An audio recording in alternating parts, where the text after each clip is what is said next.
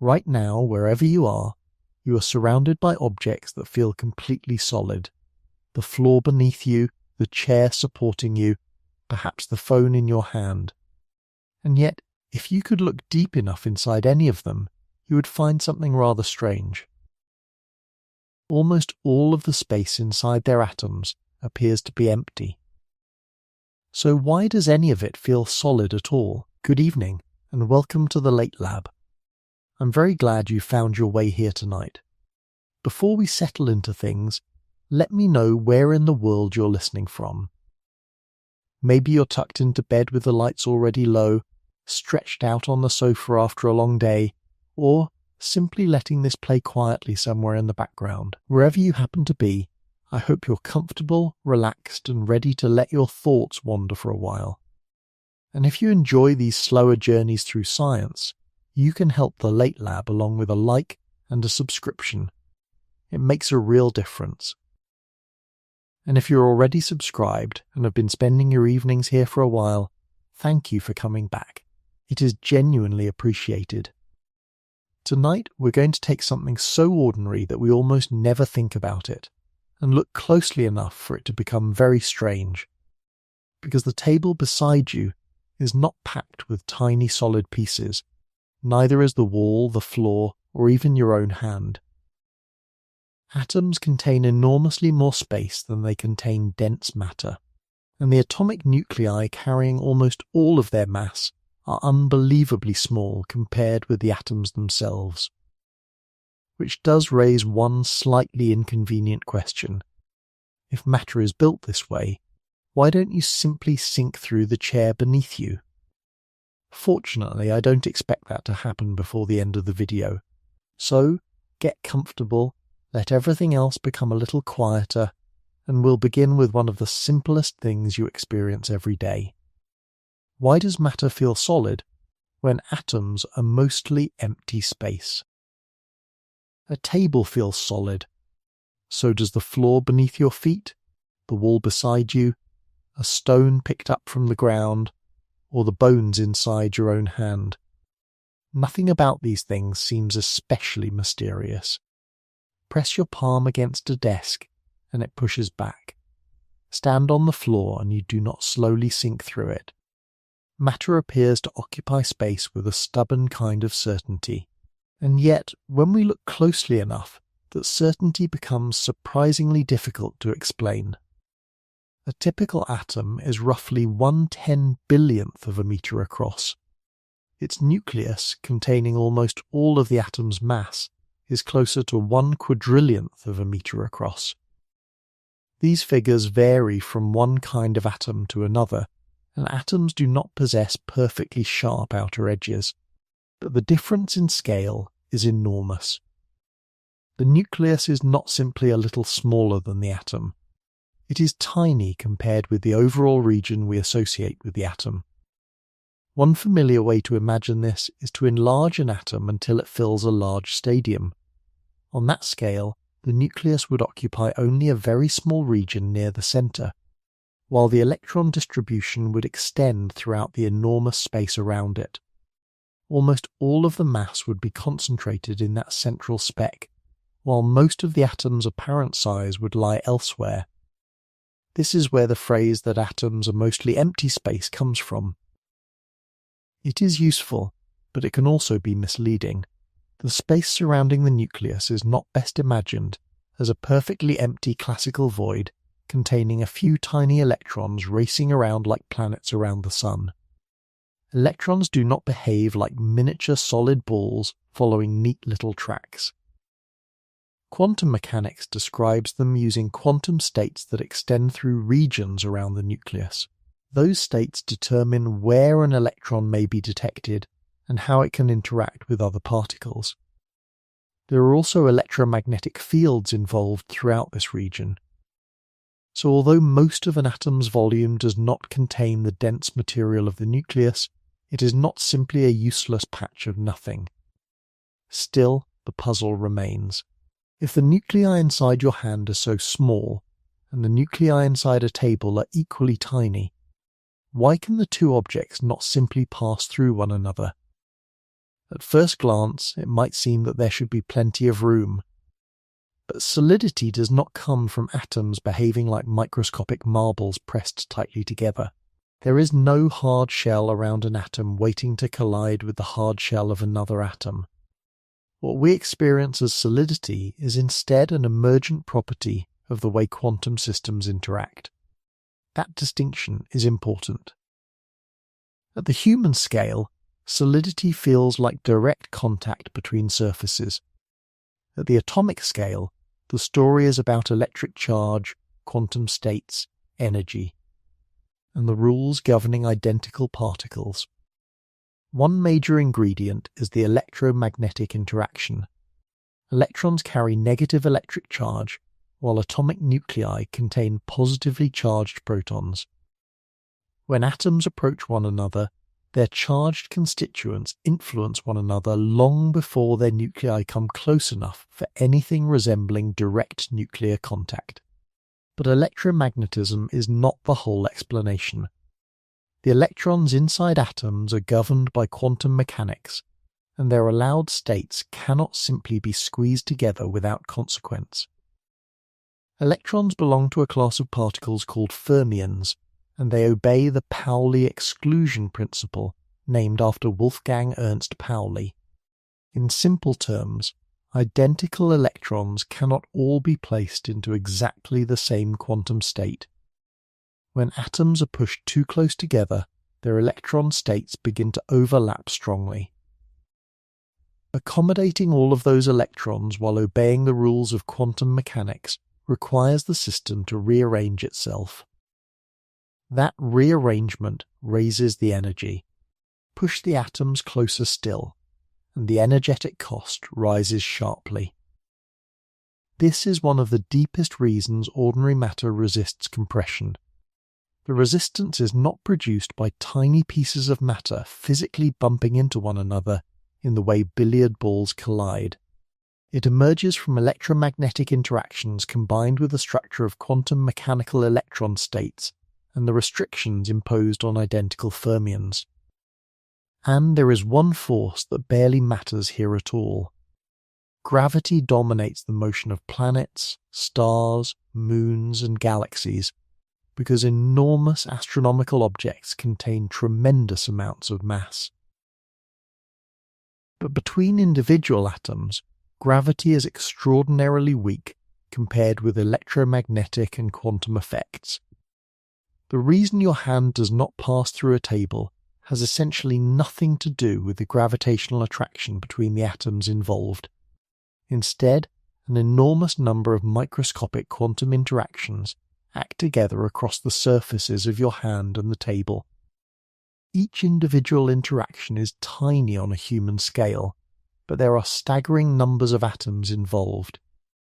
Their combined behavior produces a force large enough to support your hand, your body, and everything resting on the surface. So the solidity of matter is already stranger than it first appears. The objects around us do not feel solid because their atoms are filled from edge to edge with dense substance. They feel solid because quantum matter strongly resists being forced into configurations that its laws do not easily allow. What seems like a perfectly ordinary surface is really the large-scale result of electric fields, electron states, quantum statistics, and energy. And beneath that apparently simple experience of touch lies an atomic world that is far more spacious and far less solid than everyday life would ever suggest. For much of scientific history, the atom was imagined as the final piece of matter. The word itself reaches back to the ancient Greek idea of something that could not be cut any further. By the 19th century, atoms had become increasingly useful in chemistry and physics, but they were still generally treated as indivisible units. Matter might have been made from enormous numbers of atoms, yet each atom was assumed to be a complete little object in its own right. That picture began to unravel near the end of the century. In 1897, Joseph John Thomson was studying what were known as cathode rays at the Cavendish Laboratory in Cambridge. These rays appeared when electricity passed through low-pressure gas inside glass tubes. By observing how they were deflected by electric and magnetic fields, Thomson concluded that they contained negatively charged particles far smaller than any known atom. Those particles became known as electrons. This was a profound change. If electrons could come from atoms, then atoms could not truly be indivisible. Something that had long been treated as the smallest meaningful piece of ordinary matter suddenly had an interior. Thomson therefore needed a new model. His proposal became known as the plum pudding model. The name is slightly more appetizing than the physics. In this picture, the atom contained a diffuse region of positive charge, with negatively charged electrons embedded throughout it, rather like pieces of fruit distributed through a pudding. The model allowed the atom as a whole to remain electrically neutral. Positive and negative charges balanced each other, and the electron had somewhere to live. But Thomson's atom was still relatively full. Its positive charge was spread across almost the entire atomic volume.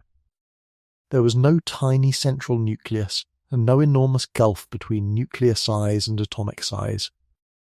The truly spacious atom had not yet appeared. That change came from experiments performed at the University of Manchester by Ernest Rutherford and his colleagues Hans Geiger and Ernest Marsden. During the early 20th century, Geiger and Marsden directed alpha particles toward extremely thin pieces of metal foil, most famously gold. Alpha particles are positively charged particles emitted by certain radioactive substances. They are far more massive than electrons, and at the energies involved, they could be used as tiny probes of atomic structure. If Thomson's diffuse model were roughly correct, an alpha particle passing through a thin sheet of gold should encounter positive charge spread fairly gently throughout each atom. It might be nudged a little from its original path, but there seemed little reason for anything dramatic to happen. And for most of the particles, nothing dramatic did. The overwhelming majority travelled through the thin foil with little or no significant change in direction. That result was already revealing.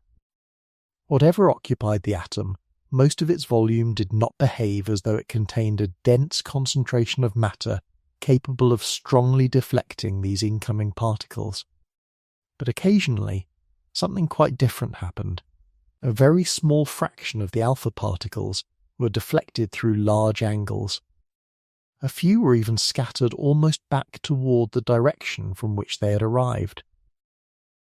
Rutherford later described his surprise with a famous comparison to firing a projectile at thin paper and seeing it come back toward you. The precise image may sound a little theatrical today, but the physical problem was genuine. A diffuse cloud of positive charge could not easily produce such enormous changes in direction. The simplest explanation was that the alpha particle had occasionally passed extremely close to a region where positive charge was concentrated into a very small space. In 1911, Ernest Rutherford proposed the nuclear model of the atom. Nearly all of the atom's positive charge, along with most of its mass, was concentrated in a tiny central nucleus. Electrons occupied the much larger region surrounding it. Suddenly, the atom became an extraordinarily spacious place. A typical atomic radius is roughly 1/10,000,000,000th of a meter. A typical nuclear radius is closer to 1/4,000,000,000th of a meter, although the exact dimensions depend on the atom and on precisely how size is defined. That difference in radius is already enormous. In terms of volume, it becomes even more dramatic, because volume changes with the cube of a characteristic length. So the nucleus may contain almost all of an atom's mass, while occupying only an astonishingly small fraction of the volume associated with the atom as a whole. This discovery transformed the idea of solid matter. A piece of gold could look dense, heavy, continuous, and completely impenetrable. Yet the experiment suggested that each gold atom contained a minute central concentration of mass surrounded by a region vastly larger than the nucleus itself. The old intuition that solidity must come from tiny chunks of completely filled material could no longer survive unchanged. And Rutherford's model immediately created another difficulty. Under classical physics, negatively charged electrons surrounding a positively charged nucleus appeared to face serious problems. If electrons behaved like ordinary charged particles moving around the nucleus, classical electromagnetism suggested that accelerating charges should radiate energy. They ought to lose energy and spiral inward. Yet atoms plainly do not collapse in this way. Matter remains stable. Tables stay tables. Rocks do not suddenly shrink as their electrons fall into their nuclei, and the apparently spacious atoms uncovered by scattering experiments somehow assemble into objects that resist our attempts to move through them. The discovery of the nucleus therefore solved one mystery while deepening another. Matter was no longer a collection of tiny, completely filled pieces. Instead, nature seemed to construct the solid world from atoms whose masses concentrated into remarkably small nuclei, surrounded by much larger regions occupied by electrons. The question was no longer whether atoms contained empty space. The harder question was how something built this way could ever feel solid in the first place. Saying that an atom is mostly empty space is one of those scientific phrases that sounds wonderfully simple until we look at what it actually means. It is true in an important sense. Almost all of an atom's mass is concentrated inside its nucleus, and that nucleus occupies only a tiny fraction of the volume we normally associate with the atom. But it would be misleading to picture the rest as a miniature vacuum, completely empty until an electron occasionally happens to rush through it. That is not how the modern atom is understood. Electrons do not behave like tiny planets travelling around the nucleus on fixed tracks. Quantum mechanics replaces that familiar picture with something much less intuitive. An electron in an atom is described by a quantum state that extends through a region of space around the nucleus. This does not mean the electron is physically smeared out like a fog in the ordinary sense. Instead, the quantum state tells us how the electron can behave and gives the probabilities for where it may be detected if we perform a measurement. The region around the nucleus therefore has physical significance even though it contains very little of the atom's mass. This distinction between mass and influence is crucial. Nearly all atomic mass comes from the nucleus, which contains protons and neutrons. Electrons contribute only a small fraction of the total mass of an ordinary atom, yet electrons largely determine the atom's size, its chemical behavior, the bonds it can form, and how it interacts with surrounding matter. So the part of the atom containing very little mass is still responsible for much of what makes one element behave differently from another. Even the idea of an atom having a definite size needs some care. There is no hard outer wall where the atom suddenly ends. An atomic radius is a useful practical measure based on the spatial extent of the electron distribution and on how atoms interact with one another. Different definitions of atomic radius can give slightly different values because the electron state does not simply stop at a sharply defined boundary. The probability of detecting an electron generally becomes smaller as we move farther from the nucleus, but it does not behave like the edge of a solid marble. This is already very different from the everyday idea of an object occupying space. A tennis ball has a recognizable surface. An atom does not possess an equivalent microscopic shell that can simply collide with the shell of another atom. And there is another ingredient filling out this picture. Electric charges create electromagnetic fields. The negatively charged electrons of one atom and the positively charged nucleus of another can influence each other across distance. Their nuclei do not need to approach anything close to nuclear contact before the atoms begin interacting strongly. In ordinary condensed matter, the relevant distances are on the atomic scale, vastly larger than the dimensions of the nuclei themselves. This is one reason the phrase empty space must be handled carefully. There can be very little concentrated matter in a region, while forces and quantum states still extend across it and determine what happens there. Modern quantum field theory takes this idea even further. In quantum field theory, particles such as electrons and photons are understood as excitations of underlying quantum fields. The electron field is present throughout space, and the electromagnetic field is described quantum mechanically as well. This does not mean every region contains an electron in the everyday sense. It means that the fundamental description of nature is not built from tiny hard objects moving through an otherwise meaningless void. Fields are part of the basic structure of the theory. An electron is an excitation of the electron field. A photon is an excitation of the electromagnetic field. So, when two atoms approach, the situation is not simply two little solid nuclei flying through empty gaps while their electrons happen to circle nearby. Instead, extended quantum states begin to interact. Electromagnetic effects become important. The allowed electronic configurations change, and the energy of the combined system responds. This is why the empty atom can still behave as though it strongly occupies space. The empty part is empty, mainly in the sense that it does not contain dense nuclear matter. That is very different from saying that nothing physically relevant exists there. If you could somehow remove all the unused geometrical volume inside atoms while keeping only their nuclei, ordinary matter would be compressed to extraordinary densities. But that thought experiment skips over the central problem. The electron states and the quantum rules governing them are precisely what prevent ordinary matter from simply collapsing into that configuration under normal conditions. A solid object, therefore, does not need to be packed continuously with dense substance in order to resist another object. It only needs interactions and quantum constraints strong enough to make further overlap energetically difficult. That is what happens when your hand presses against a table. The nuclei in your hand do not need to collide with the nuclei in the wood.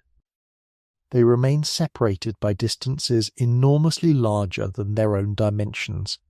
What matters is what happens to the electrons, the electromagnetic interactions between the atoms, and the quantum mechanical rules that determine which states those electrons are allowed to occupy. So the emptiness inside an atom is real, but it is a very particular kind of emptiness. It is not a silent gap between tiny solid pieces. It is a region where quantum states extend, fields act, probabilities are defined, and interactions determine the structure of matter. And once that distinction is clear, the mystery of solidity begins to look a little less like a contradiction. Matter can contain enormous amounts of geometrical space and still resist us completely.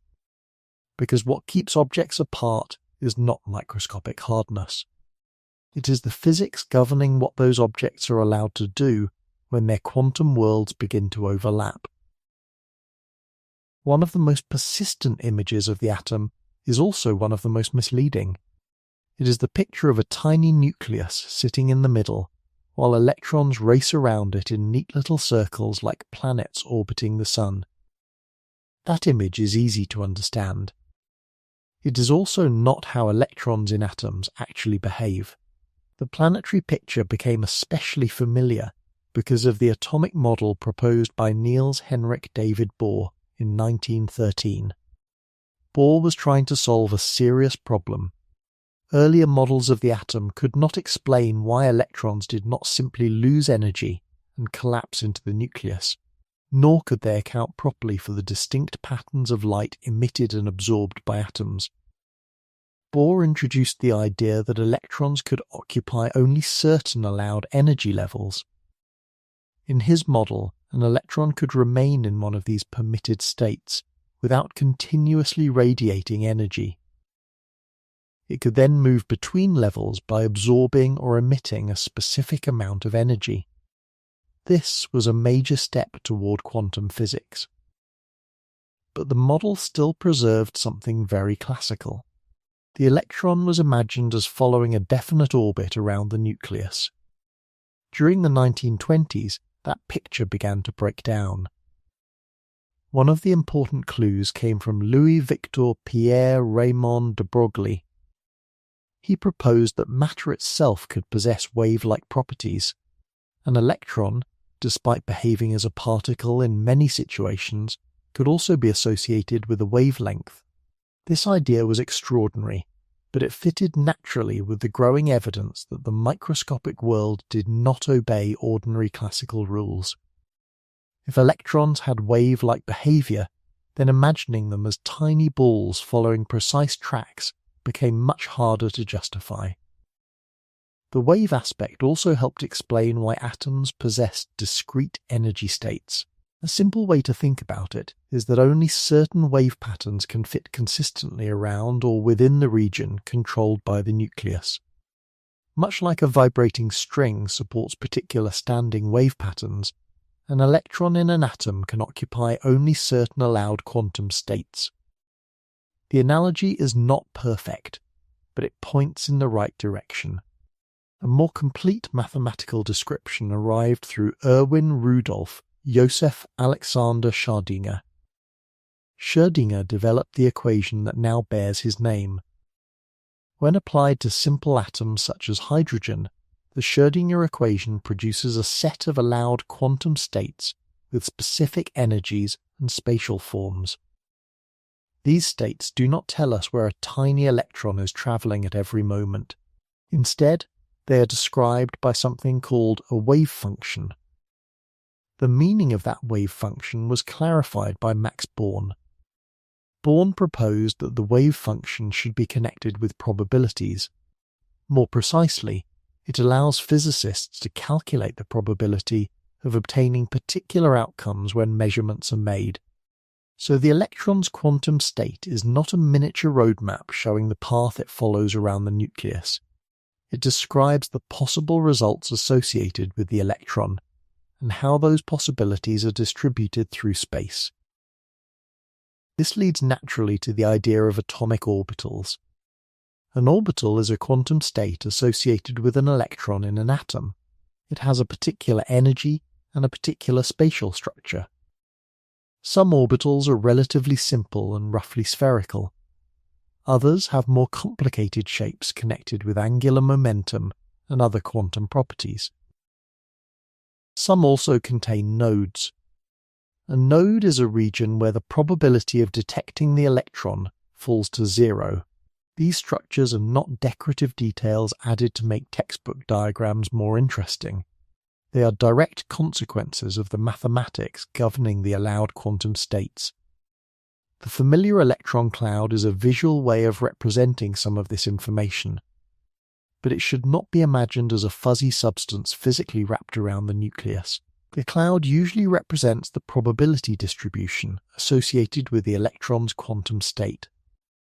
Regions drawn more densely correspond to places where detection is more likely, while thinner regions correspond to lower probability. There is no hard surface around the cloud. There is also no little electron secretly following a circular path underneath the picture, in the way a planet follows an orbit. This matters enormously when thinking about why matter feels solid. If electrons were simply tiny planets moving through mostly empty atomic space, it would be tempting to imagine that two atoms could slide through one another as long as their nuclei happened to miss. But quantum states do not behave that way. The electron states belonging to different atoms extend through space. As atoms approach, those states begin to overlap and interact. Once that happens, the combined quantum system must adjust. The electrons cannot simply ignore one another and continue along independent little tracks. Their allowed states change, their energies change, electromagnetic interactions become important, and the quantum rules governing identical particles begin to matter. This is where the extended nature of electron states becomes directly connected with the solidity of ordinary matter. The apparent size of an atom is not determined by a hard shell surrounding it. It is determined largely by the spatial extent of its electronic quantum states. Those same states define how atoms bond, how they react chemically, and how strongly they resist being forced too close together. So the atom is not best imagined as a miniature solar system. It is closer to a structured quantum system with a tiny massive nucleus at its center and electron states spread throughout the surrounding region. That description is certainly less intuitive than tiny planets circling a tiny sun, but it explains something the planetary picture never could. The supposedly empty region around a nucleus is not merely empty room waiting for another atom to move into it. It is already occupied by the quantum structure that helps determine how close another atom can comfortably come. For matter to have any meaningful solidity, atoms first need to have a stable size. That may sound obvious, but it raises a surprisingly deep question. If a negatively charged electron is attracted to a positively charged nucleus, why does the electron not simply fall inward until the entire atom collapses into something almost as small as the nucleus itself? At first glance, the attraction seems unavoidable. An electron carries negative electric charge. A proton in the nucleus carries positive electric charge. Opposite charges attract through the electromagnetic interaction, and at ordinary atomic energies that attraction is well described by the Coulomb interaction. As the electron moves closer to the nucleus, the electrostatic potential energy of the system becomes lower. If classical intuition were all we had, we might expect the electron to keep moving inward. But quantum mechanics changes the situation completely. One of the most important ideas comes from Werner Karl Heisenberg, who formulated the uncertainty principle during the development of quantum mechanics in the 1920s. The uncertainty principle describes a fundamental relationship between position and momentum. The more tightly a quantum state is confined in position, the broader the range of momentum values associated with that state must become. This is not simply a problem with measurement. It does not mean that an electron really has an exact position and exact momentum, but our instruments are too clumsy to discover both. The uncertainty is built into the quantum state itself. That distinction matters because momentum is directly connected with kinetic energy. Imagine trying to confine an electron to a smaller and smaller region around the nucleus. As the region becomes narrower, the range of possible momenta must become wider. The characteristic kinetic energy associated with the electron therefore increases. So there are two competing tendencies. The electric attraction between the electron and nucleus favors bringing the electron closer, because that lowers the electrostatic potential energy, but forcing the electron into an increasingly tiny region raises the kinetic energy associated with localization. The atom settles into a state where these quantum effects balance. For hydrogen, the simplest atom, this lowest energy configuration is known as the ground state. Hydrogen contains one proton and one electron, making it an especially clean example of how this works. The electron is attracted toward the proton, but the lowest energy quantum state does not correspond to the electron sitting directly inside the proton. Instead, the electron occupies a spatially extended quantum state with a characteristic scale of roughly 1/10 billionth of a meter. This scale is associated with what is called the Bohr radius. Although the modern explanation of the hydrogen atom comes from quantum mechanics rather than from the original orbiting electron picture used by Niels Henrik David Bohr. The important point is that the atom has a finite size because its lowest energy state has a finite size. Making the electron cloud dramatically smaller would not simply create a more compact version of the same atom.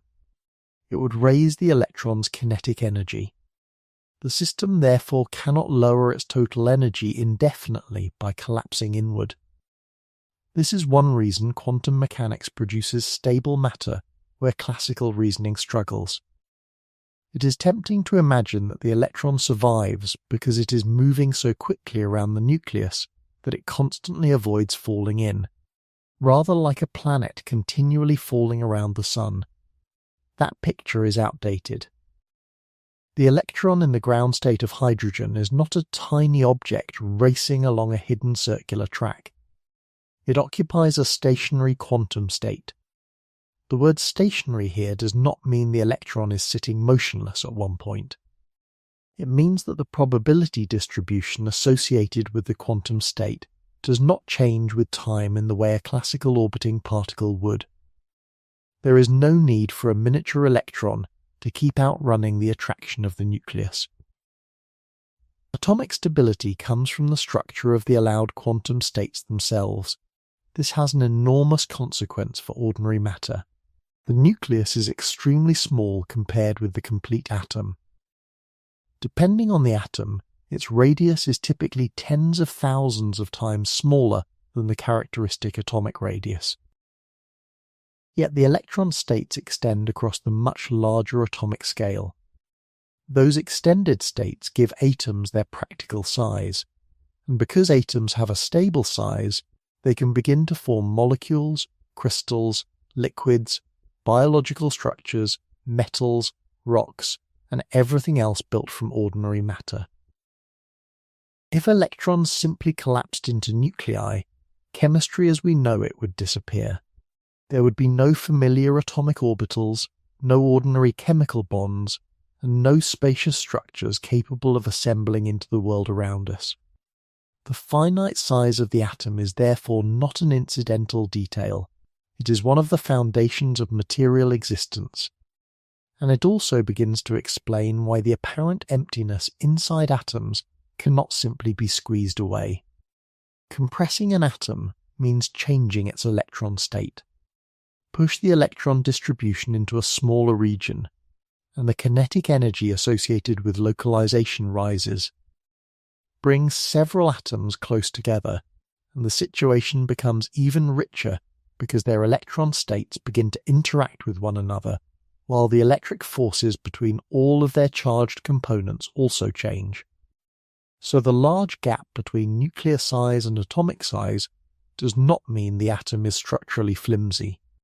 Quite the opposite. Quantum mechanics gives the atom a preferred scale. The nucleus may occupy only a minute central region, but the extended electron state is not optional decoration around it. It is a fundamental part of what the atom is. And once enormous numbers of these finite stable quantum systems are placed together, their resistance to being compressed into the same regions of space becomes one of the ingredients behind the solidity we experience every moment. When your hand rests on a desk, it feels as though two solid surfaces have simply met. But at the atomic scale, the interaction is far more subtle. The sensation of contact is produced overwhelmingly by electromagnetism, the same fundamental interaction responsible for electricity, magnetism, light, chemistry, and the bonds holding ordinary materials together. Every atom contains electrically charged components. The protons inside the nucleus carry positive electric charge. Electrons carry negative electric charge. Neutrons, as their name suggests, carry no net electric charge. Because opposite charges attract and like charges repel, bringing two atoms close together creates a complicated mixture of attractive and repulsive interactions.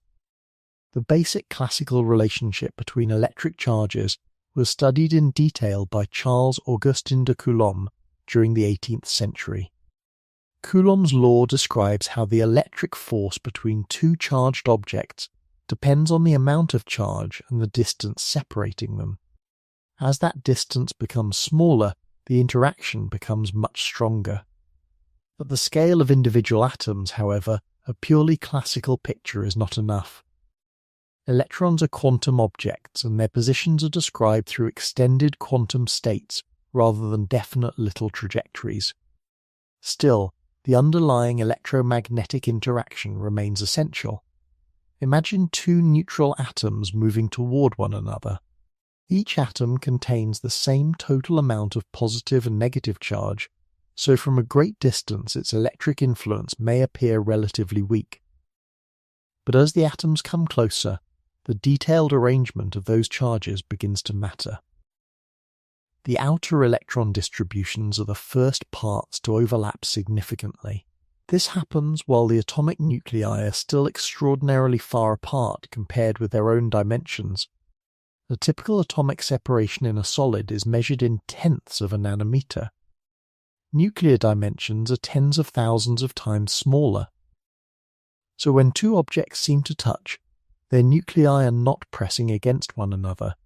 They are nowhere near nuclear contact. Instead, the electron states associated with the atoms are interacting across the much larger atomic scale. Several electric effects are present at once.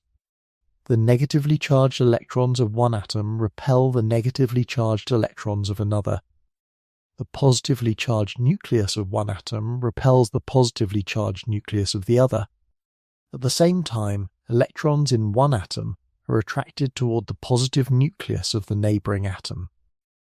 The final behaviour comes from all of these contributions acting together, along with the quantum mechanical structure of the electron states.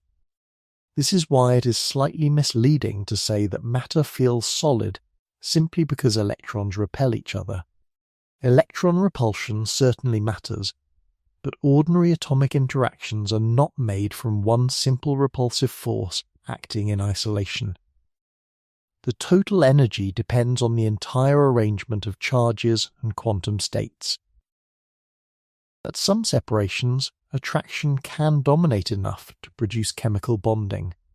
At very short separations, the energy usually rises steeply, making further compression increasingly difficult. The electromagnetic interaction is astonishingly powerful compared with gravity at these scales. Gravity feels dominant in everyday life because we live beside an object with the mass of an entire planet. Earth contains so much matter that its collective gravitational pull keeps us firmly attached to the ground. But compare the fundamental gravitational and electric interactions between individual charged particles, and gravity becomes almost negligible. For two electrons, the electric repulsion is roughly 40 orders of magnitude stronger than their mutual gravitational attraction. That is an almost absurd difference. It means that gravity contributes essentially nothing to the reason your hand cannot pass through a table. The downward pull you experience comes from Earth's gravity, but the upward resistance from the table is generated by electromagnetic and quantum effects within matter. In modern physics, electromagnetism is described through quantum electrodynamics. The photon is the quantum associated with the electromagnetic field. This sometimes leads to another tempting image, where atoms are imagined as continuously firing tiny photons at each other like microscopic tennis balls, somehow creating a solid barrier. That picture is not very helpful. Quantum field theory can describe interactions in terms involving photons, including what are sometimes called virtual photons in mathematical calculations. But these should not be pictured as ordinary little projectiles bouncing back and forth between surfaces. The electromagnetic field and the quantum states of the charged particles form a single interacting system. The macroscopic force that supports your hand emerges from that deeper description. As your palm presses downward on a desk, Atoms near the two surfaces are shifted slightly closer together. Their electron distributions begin to overlap more strongly. Electric interactions change. The allowed quantum states change. The total energy of the system rises. The material responds by exerting a force in the opposite direction. Across a surface containing unimaginably large numbers of atoms, these tiny microscopic effects add together into a very ordinary experience. The desk pushes back. Yet even electromagnetism does not tell the entire story. If electrons were ordinary distinguishable particles governed only by electric attraction and repulsion, matter would not have the structure we actually observe. Electrons obey additional quantum rules. In particular, they obey the Pauli exclusion principle, which places strict limits on the quantum states that identical electrons are allowed to share. When atoms are forced close together, this becomes crucial. The resistance of ordinary matter therefore comes from a partnership. Electromagnetic interactions determine how charged particles attract and repel one another. Quantum mechanics determines which electron states are available and how those states must change as atoms approach. Together, these effects make overlapping matter energetically expensive. So when you place your hand against a wall, nothing at the atomic level resembles two hard shells meeting.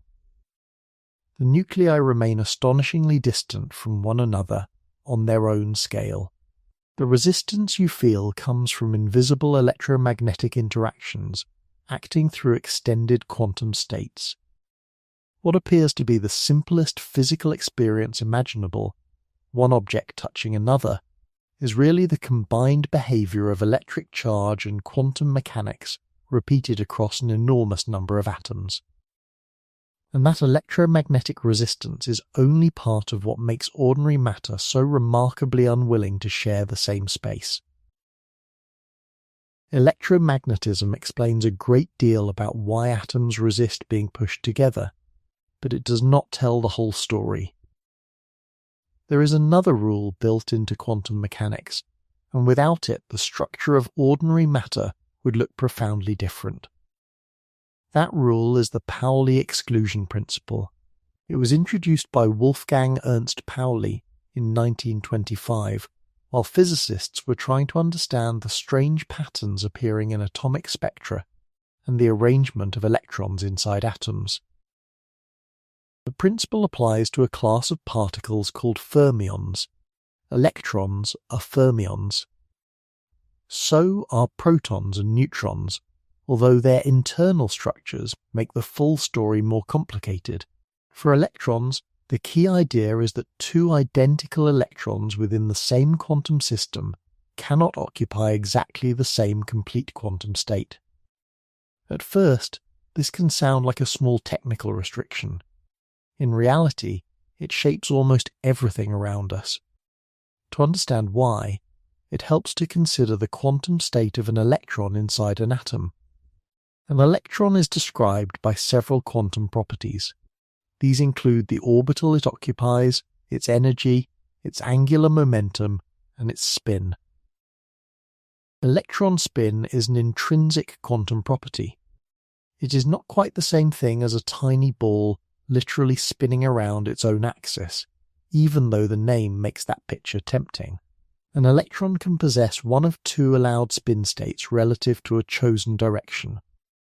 Because of this, a single atomic orbital can accommodate two electrons only if their complete quantum states differ, most commonly through opposite spin states. Once those possibilities are occupied, another electron cannot simply join them in precisely the same state. It must occupy a different allowed state. This simple rule helps build the layered structure of atoms. As the number of electrons increases from one element to another, electrons progressively fill available orbitals according to the rules of quantum mechanics. Hydrogen begins with a single electron. Helium adds another to the same lowest orbital with the opposite spin state. Beyond that, additional electrons must begin occupying other states. This pattern continues through heavier atoms, producing electron shells and subshells with different energies and spatial structures. Much of the organization of the periodic table emerges from this behavior. Elements in the same column often share similar outer electron structures, which helps explain their similar chemical properties. So chemistry itself depends deeply on the exclusion principle. But the principle becomes especially important when separate atoms are brought close together. The electrons in one atom are not isolated little objects with sharply defined borders. Their quantum states extend through space. As neighbouring atoms approach, those states begin to overlap. At that point, it is no longer enough to describe each electron as though it belongs entirely to one independent atom. The electrons form part of a larger many-electron quantum system, and because electrons are identical fermions, the total quantum state must obey a property known as antisymmetry. This means that exchanging two identical electrons changes the sign of the mathematical wave function describing the system. The observable probabilities remain unchanged, but the antisymmetric structure has major physical consequences.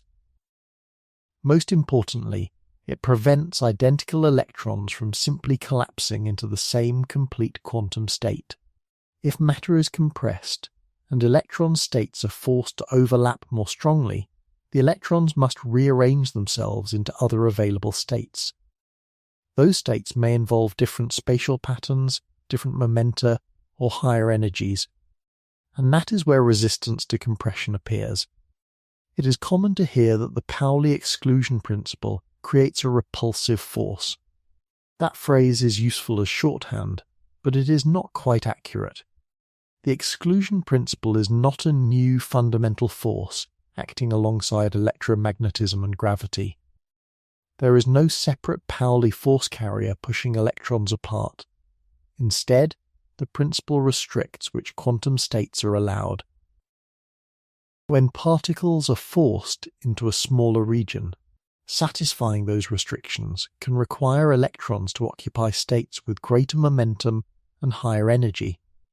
The system then resists further compression because pushing it into an even smaller volume becomes increasingly energetically expensive.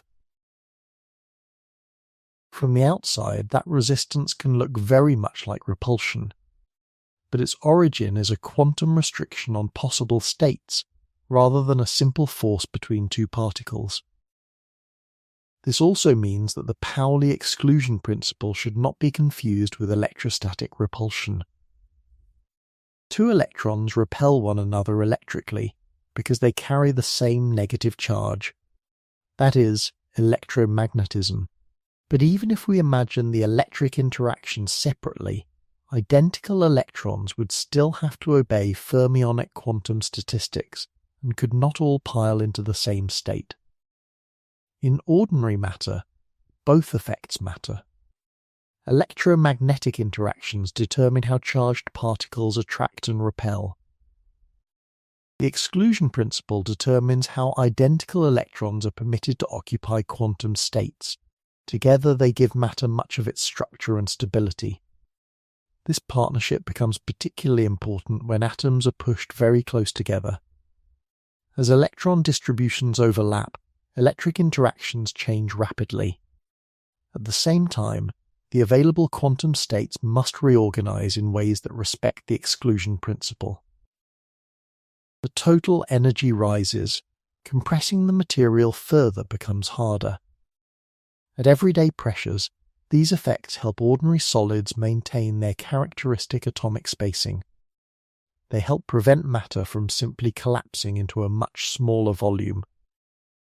And under extreme conditions, their importance becomes even more dramatic. Inside white dwarf stars, for example, matter has been compressed so intensely that electrons are packed into extremely dense states.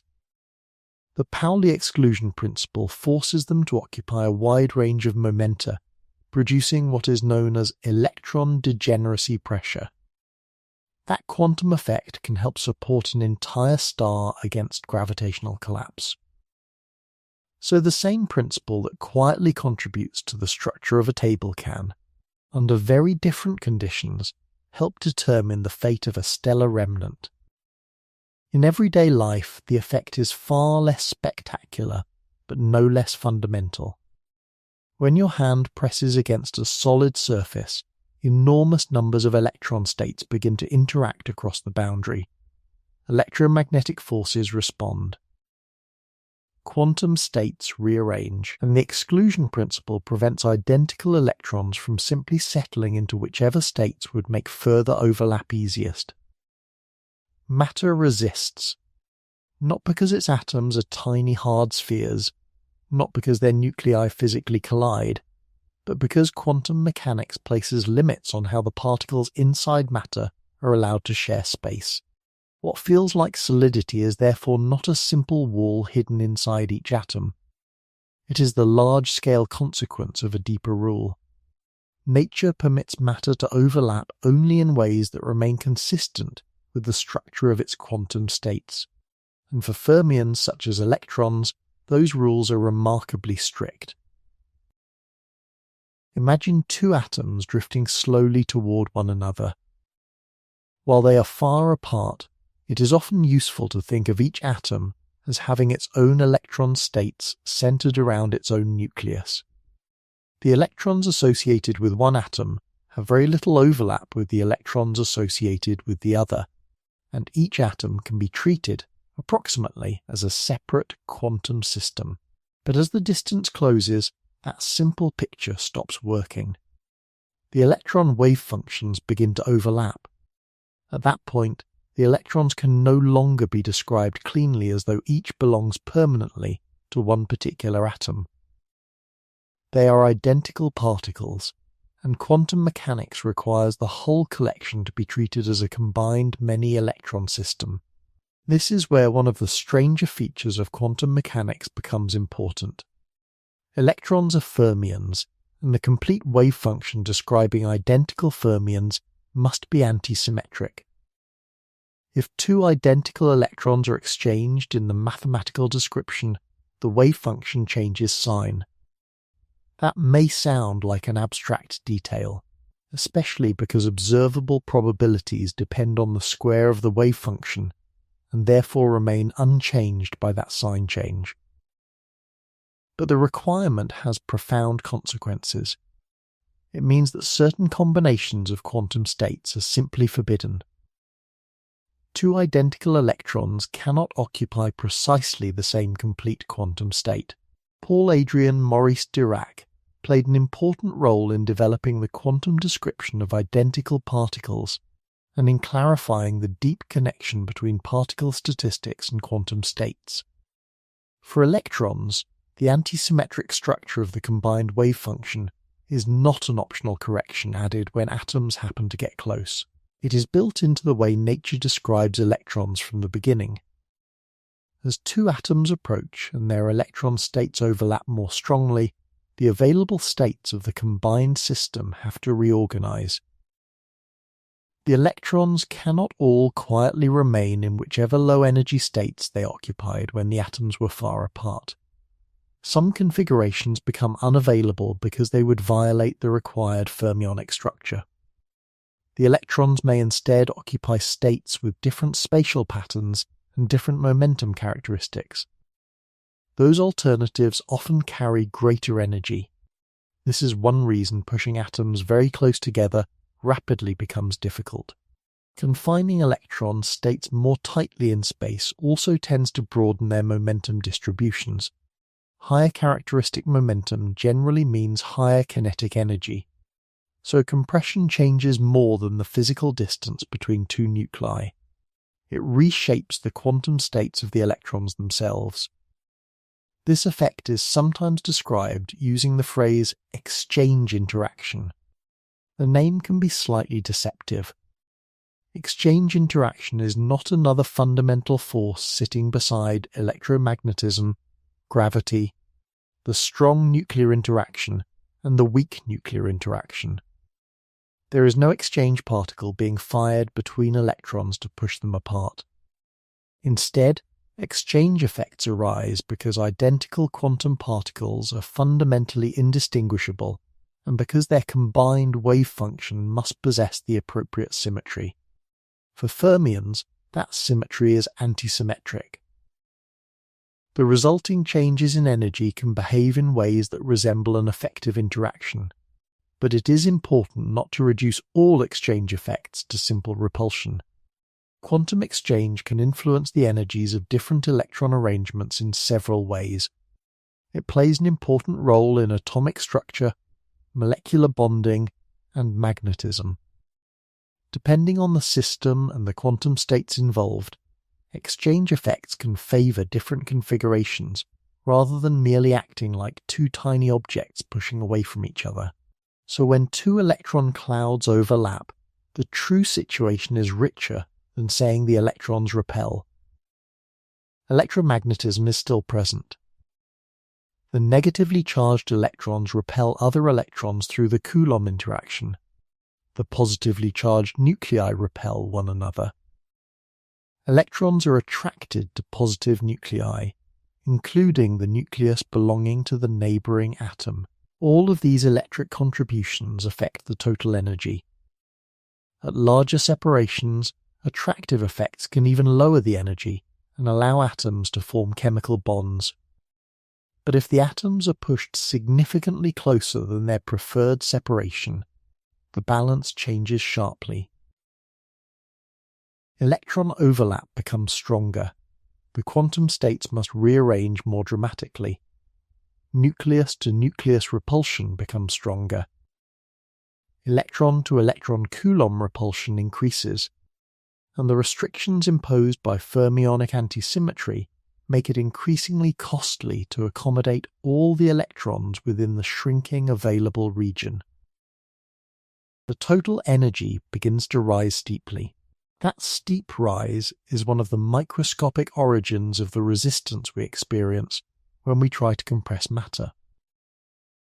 A solid may appear completely stationary, but its atoms already sit at characteristic separations determined by the balance of attractive and repulsive contributions to their energy.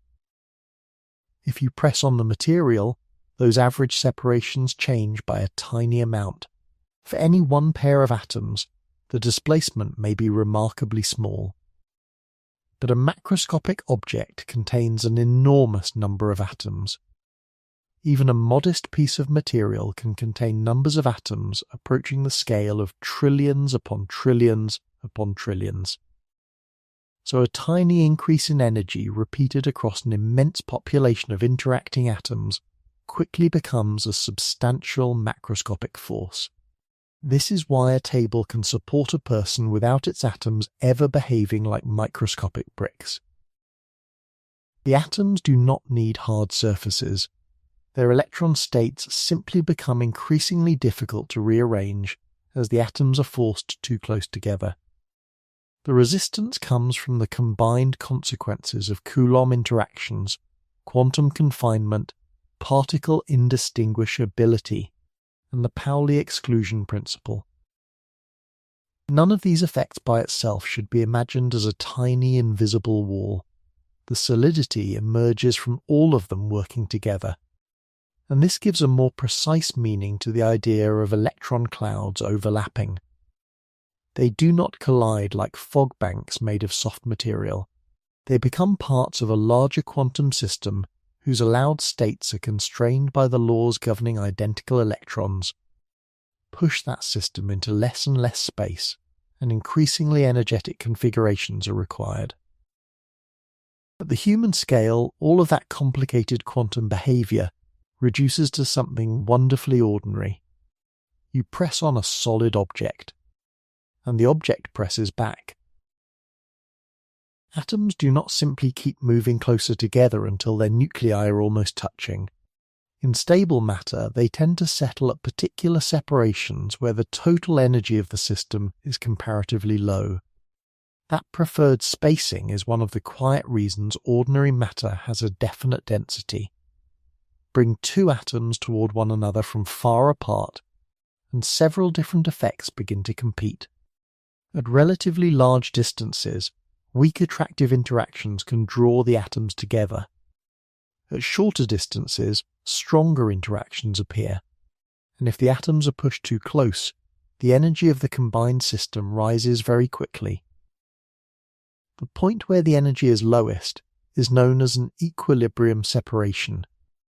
It is not a perfectly fixed distance, because atoms are always moving to some extent, especially at ordinary temperatures, but it provides a natural spacing around which the atoms tend to remain.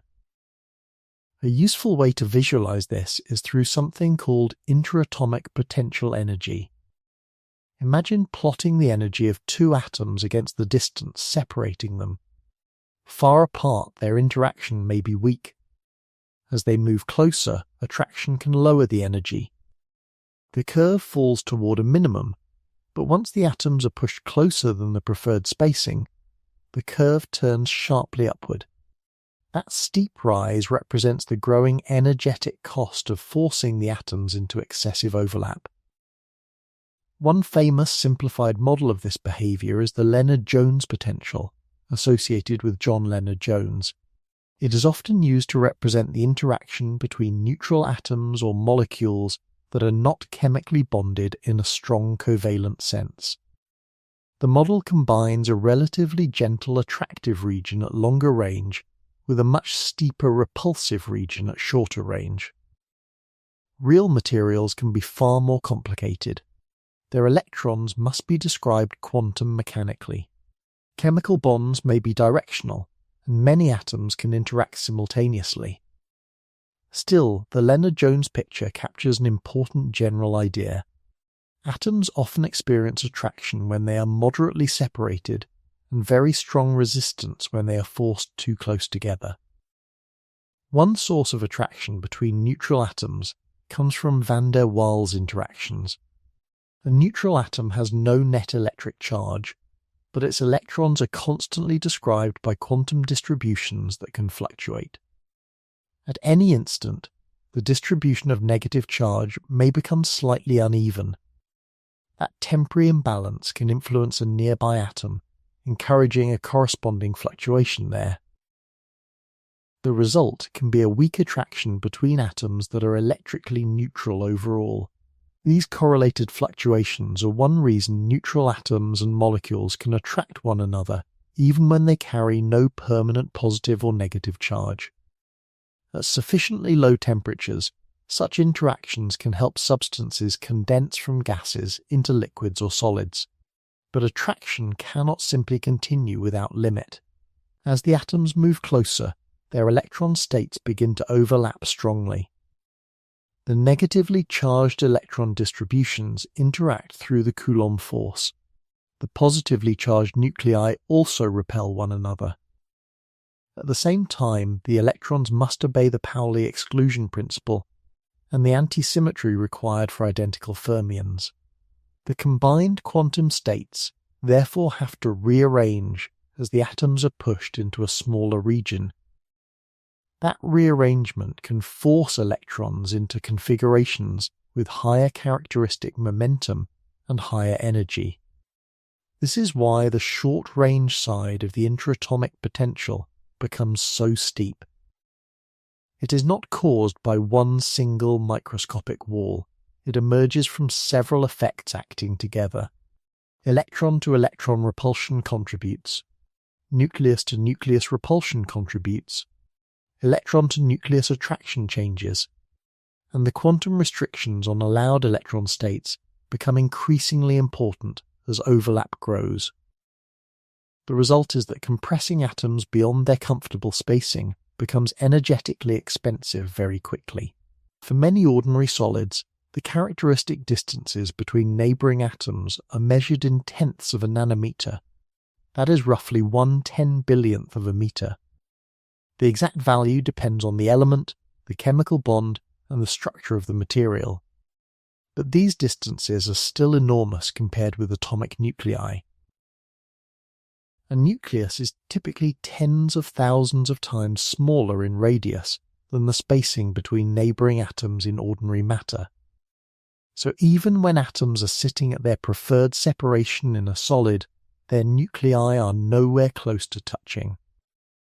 What holds the material together is not nuclear contact. It is the balance of quantum mechanical and electromagnetic interactions across the much larger atomic scale. This balance explains something important about density. A solid does not have its usual density because its atoms have been packed into the smallest geometrical volume imaginable. It has that density because the atoms settle into arrangements where the total energy is relatively low. Pull them much farther apart, and attractive interactions tend to resist the separation. Push them much closer together, and the rapidly rising short-range energy resists compression. The material therefore occupies a preferred range of volumes.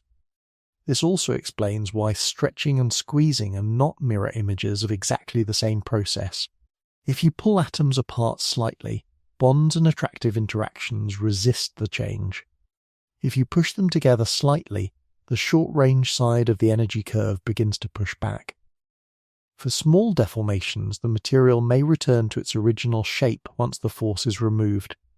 At larger deformations, bonds can break, atoms can rearrange, or the material can fail entirely. The important point is that solidity comes from this energetic landscape. Atoms are not stacked together like perfectly rigid balls. They are sitting near positions that are energetically favourable. Move them slightly, and the energy changes. Move them a great deal, and the energy may change dramatically. Across a macroscopic object, this behaviour is repeated through an almost unimaginable number of neighbouring atoms. That collective resistance becomes what we experience as stiffness, pressure, and solidity. So when matter keeps its shape, it is not because every atom contains a hard boundary. It is because the atoms have preferred separations. Quantum mechanics and electromagnetism create an energetic valley where stable matter can exist, and ordinary objects spend most of their time sitting comfortably near the bottom of it. Atoms resisting overlap is only part of the story. If that were all matter did, the universe would contain particles that avoided being squeezed together, but would have no reason to remain arranged as tables, rocks, metals, crystals, or living tissue. To make familiar materials, atoms also need ways to bind together. That is where chemical bonding enters. A chemical bond is not a tiny hook or a microscopic piece of glue. It is a stable arrangement of nuclei and electrons in which the total energy of the combined system is lower than it would be if the atoms were separated. Different materials achieve this stability in different ways. One familiar example is ionic bonding. Consider sodium chloride, ordinary table salt. A sodium atom can lose one of its outer electrons relatively easily, while a chlorine atom can accept an additional electron. The result is a positively charged sodium ion and a negatively charged chloride ion. Opposite electric charges attract. In solid sodium chloride, these ions arrange themselves into a repeating crystal structure where positive and negative charges alternate in a highly organized pattern. The attraction between opposite charges helps hold the crystal together. But even here, it would be misleading to imagine the ions as rigid little spheres physically touching one another. Their electron states still extend through space, and the equilibrium spacing of the crystal comes from the balance between attraction and the rapidly increasing energetic cost of forcing the ions too close together. Another major form of bonding is covalent bonding. In a covalent bond, electrons occupy quantum states that extend across more than one atomic nucleus. A simple way to describe this is to say that atoms share electrons, although the deeper quantum description is that the electronic state belongs to the combined molecular system rather than exclusively to one atom or the other. Covalent bonds can be extremely strong and highly directional. Carbon provides a particularly striking example. Each carbon atom can form strong covalent bonds with neighbouring atoms in several different arrangements. In diamond, every carbon atom is connected into a three-dimensional network of strong covalent bonds. That extended structure gives diamond its remarkable hardness. The material resists deformation because changing its shape requires distorting or breaking an enormous network of strong bonds. Metals organize their electrons differently. In metallic bonding, some electrons are delocalized across large regions containing many atomic sites rather than remaining associated with one particular pair of atoms. This collective electronic structure helps hold positively charged atomic cores together. It also helps explain why metals can conduct electricity. Because some electrons are not tightly confined to individual bonds, they can respond collectively when an electric field is applied. Metallic bonding also contributes to another familiar property. Many metals are malleable. Rather than shattering immediately when stressed, layers of atoms can sometimes shift while the delocalized electronic structure continues to provide cohesion. So two substances can both feel unmistakably solid while behaving very differently when struck, bent, stretched, or compressed. Not every important interaction is as strong as a typical ionic or covalent bond. Molecules can also attract one another through weaker intermolecular forces. Van der Waals interactions arise in part from fluctuations in electric charge distributions. Even molecules with no permanent electric charge can experience temporary imbalances that become correlated with nearby molecules, producing attraction. Hydrogen bonding is another important interaction. It occurs when hydrogen attached to strongly electronegative atoms, such as oxygen or nitrogen, interacts with nearby electronegative atoms. Hydrogen bonds are weaker than many covalent bonds, but when very large numbers of them act together, their effects can be substantial.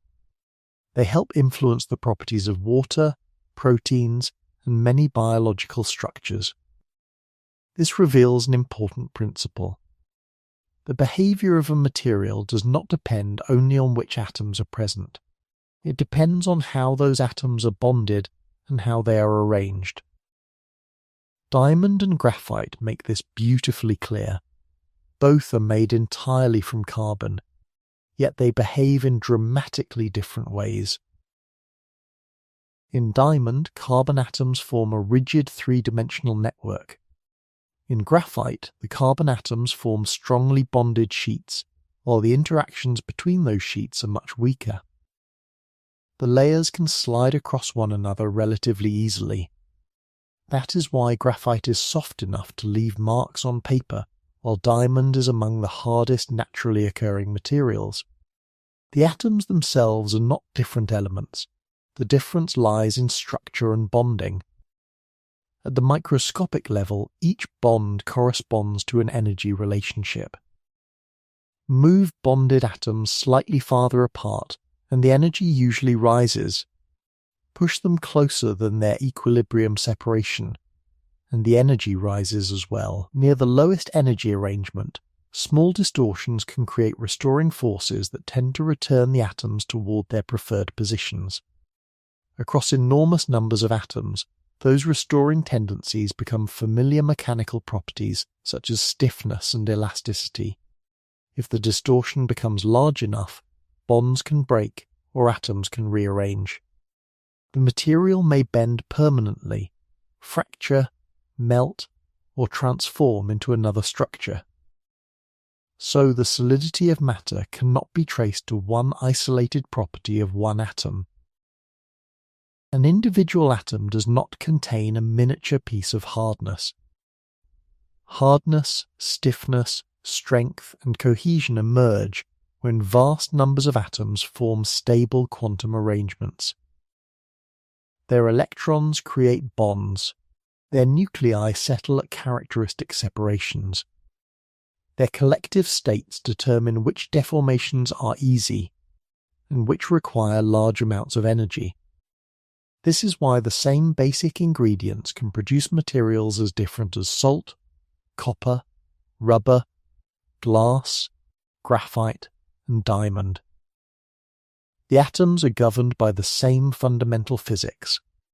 What changes is the way they are connected.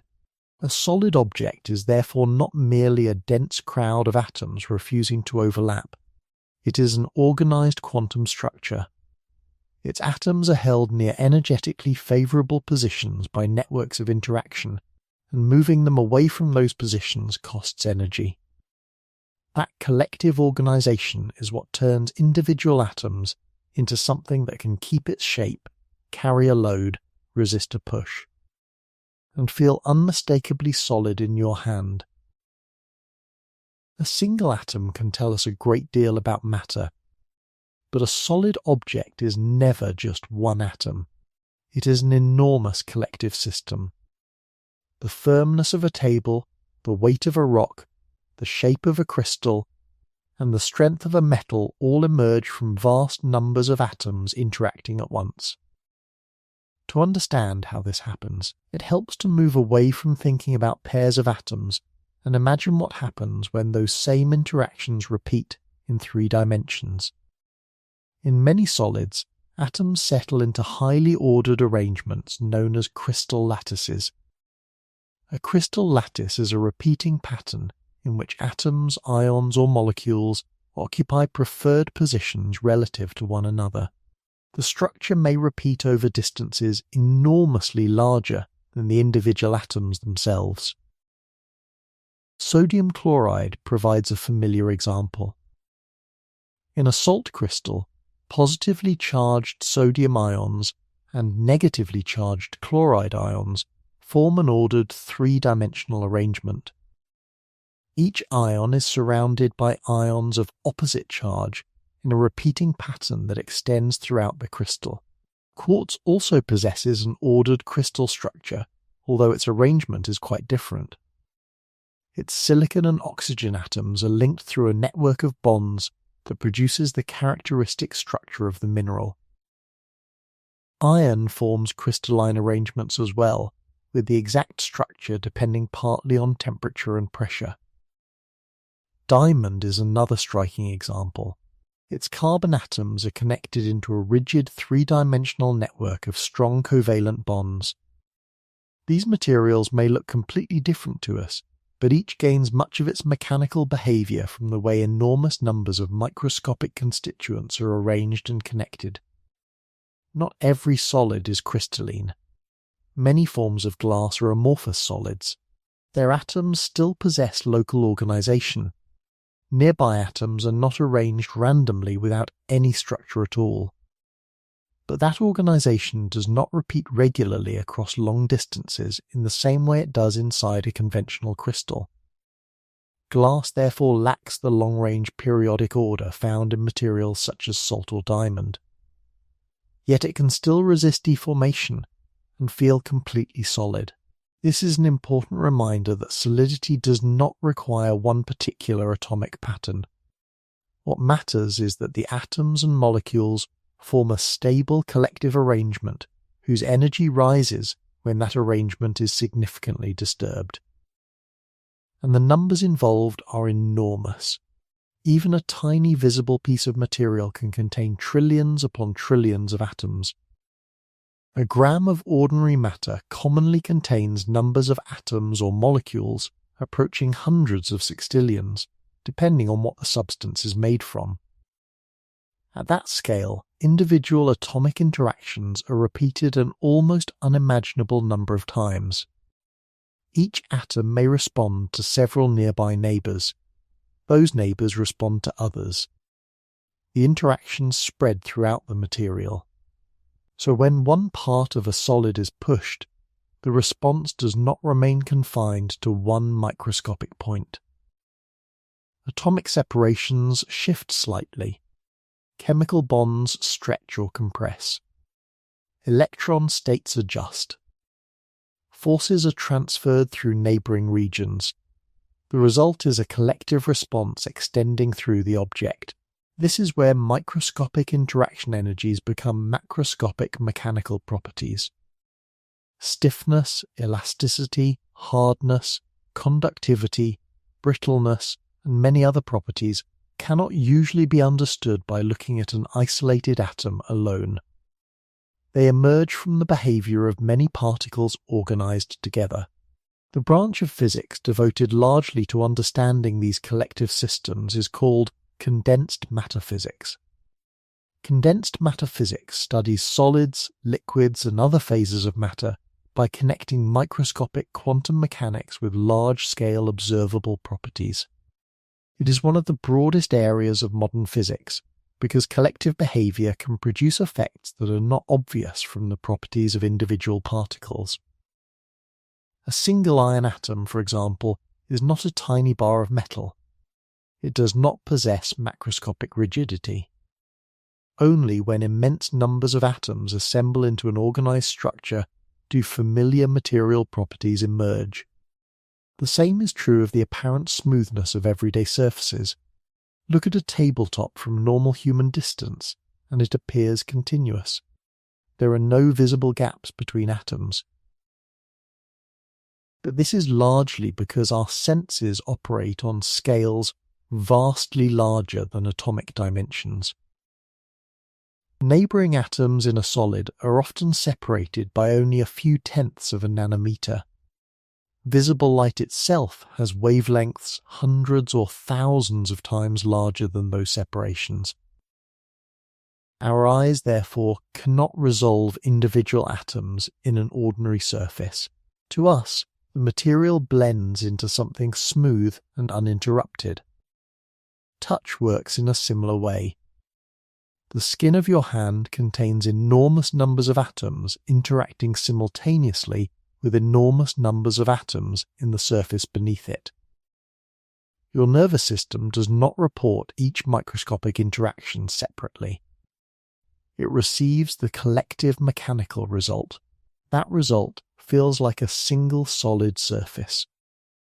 The astonishing stability of bulk matter also comes from this immense scale. One bond can break, one atom can move, one microscopic defect can appear, yet a macroscopic solid can continue to exist because it contains such a vast network of interactions. The structure is not dependent on every atom remaining perfectly motionless. Atoms vibrate, defects occur, surfaces rearrange, some bonds may even break and reform. But the collective organization remains stable enough that the object continues to maintain its overall form. This is why solid matter can be both dynamic at the atomic scale and apparently motionless at the human scale. Each atom is largely a tiny nucleus surrounded by spatially extended quantum electron states. Taken individually, that does not resemble the intuitive picture of something hard and filled. But place an astronomical number of those atoms together, allow them to settle into stable arrangements, and their interactions reinforce one another across the entire material. The result can support weight, resist compression, transmit sound, conduct electricity, or fracture under stress. None of those properties belongs to one isolated atom in quite the same way. They emerge from the group. So the apparent solidity of an object is really a collective achievement. A solid is not simply a pile of microscopic solid pieces. It is an organized quantum system containing immense numbers of interacting atoms. And once those interactions are repeated across enough particles, something remarkable happens. Matter that is spacious at the atomic scale becomes continuous to our senses, stable over time, and solid enough to build almost everything around us. When you reach out and place your hand on a table, the experience feels almost too ordinary to deserve an explanation. Your hand moves downward, the surface stops it, and you feel contact. But at the atomic scale, there is no moment when two perfectly hard surfaces meet. Neither your skin nor the tabletop has a truly smooth boundary. Even a surface polished until it looks flawless is made from atoms arranged in tiny peaks, valleys, irregularities, molecules, and microscopic structures far too small for your eyes to resolve. The outermost layers of your skin are equally complicated. They contain proteins, lipids, water, cells, and countless atoms in constant thermal motion.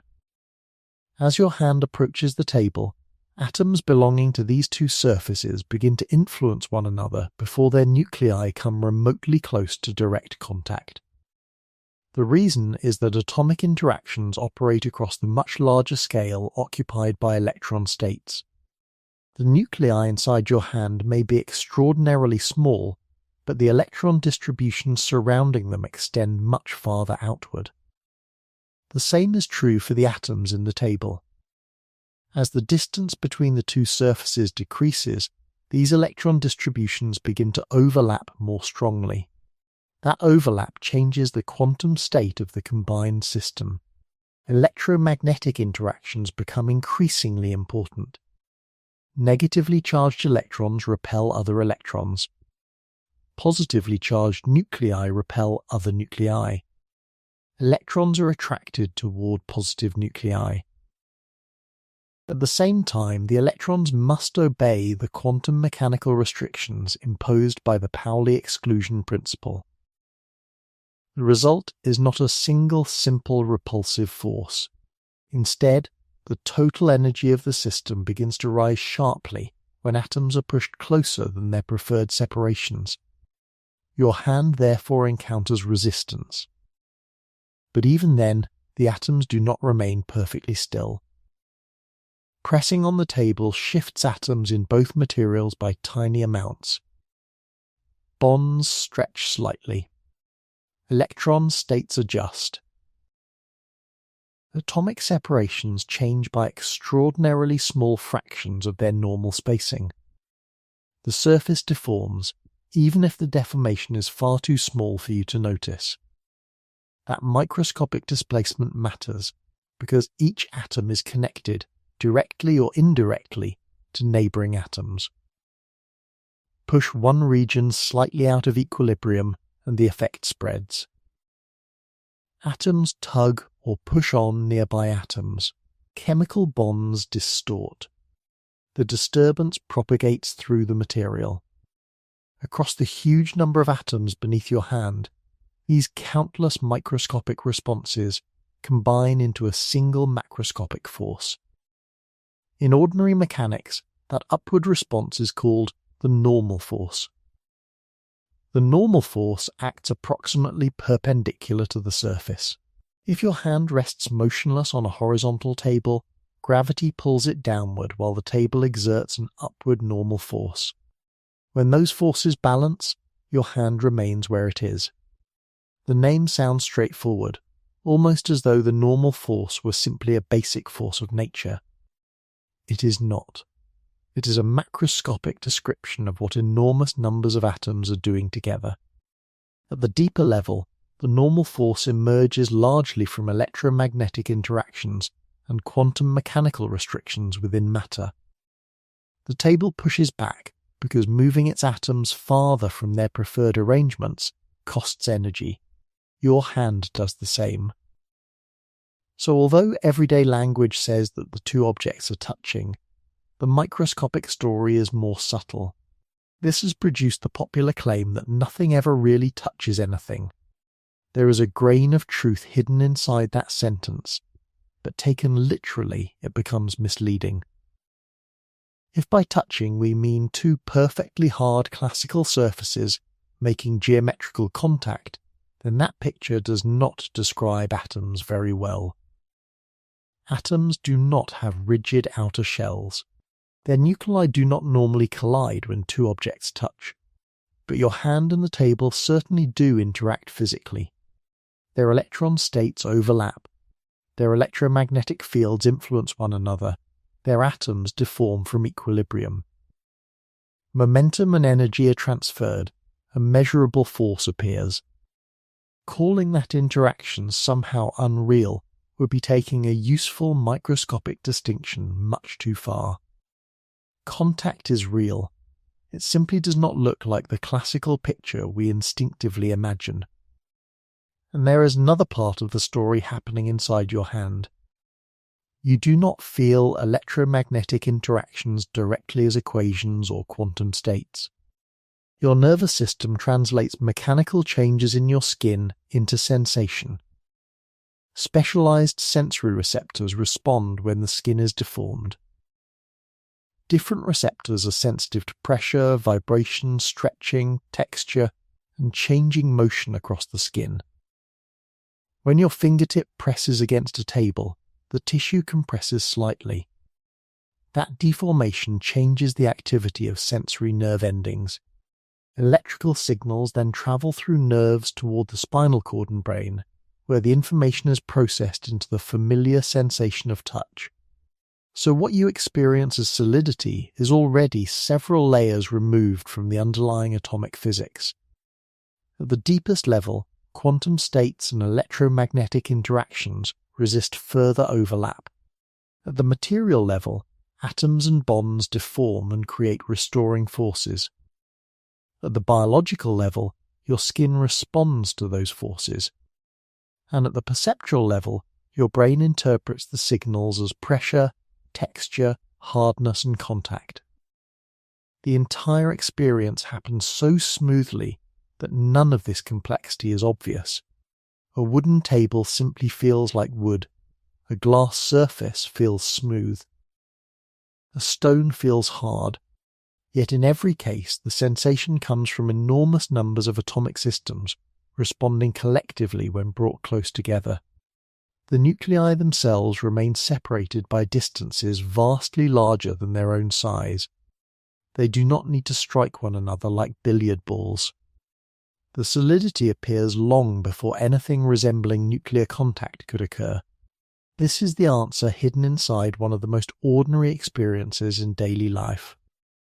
When you touch a table, you are not encountering a wall made from tightly packed, indivisible pieces. You are encountering quantum matter resisting further overlap. The surface feels impenetrable because forcing its atoms and the atoms in your hand into the same region would require their electronic states to rearrange into increasingly costly configurations. Electromagnetism contributes. The Pauli exclusion principle contributes. The structure of chemical bonds contributes, and across a truly enormous number of atoms, those microscopic effects become a force strong enough to stop your hand completely. What feels like simple contact is therefore an emergent experience. The table is solid not because its atoms are filled with dense substance from edge to edge, but because the quantum systems making up the table strongly resist being pushed beyond the arrangements in which they are stable. Standing on a floor feels so effortless that it rarely seems worth questioning. Gravity pulls your body downward, the floor holds you up, and everything appears perfectly still. But beneath that simple balance is an enormous amount of microscopic activity. Earth's gravity is constantly accelerating you toward its center. If there were no floor beneath you, you would begin to fall. The reason you remain stationary is that the material under your feet responds to your weight by exerting an upward force. In everyday mechanics, that upward force is called the normal force. It is the same kind of force that supports a book on a table or keeps a chair from sinking through the ground. But the normal force is not a separate fundamental interaction. It emerges from what happens inside matter when atoms are pushed slightly away from their preferred positions. As your body presses downward, the floor deforms. Usually the deformation is extremely small.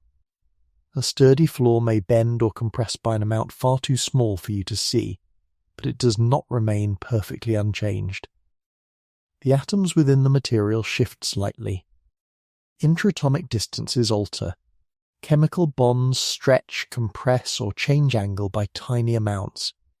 These microscopic distortions raise the energy of the material and produce restoring forces that oppose further deformation. The result is the upward push that supports you. None of this requires the floor to be filled completely with dense microscopic substance. Its atoms can still contain enormous regions compared with the tiny size of their nuclei. What matters is that those atoms are bound together in stable arrangements and strongly resist being pushed much closer together. The electron states overlap. Electromagnetic interactions change. The Pauli exclusion principle restricts which electronic states are available, and the energy required to compress the structure rises. Your weight is not carried by one neat column of atoms directly beneath each foot.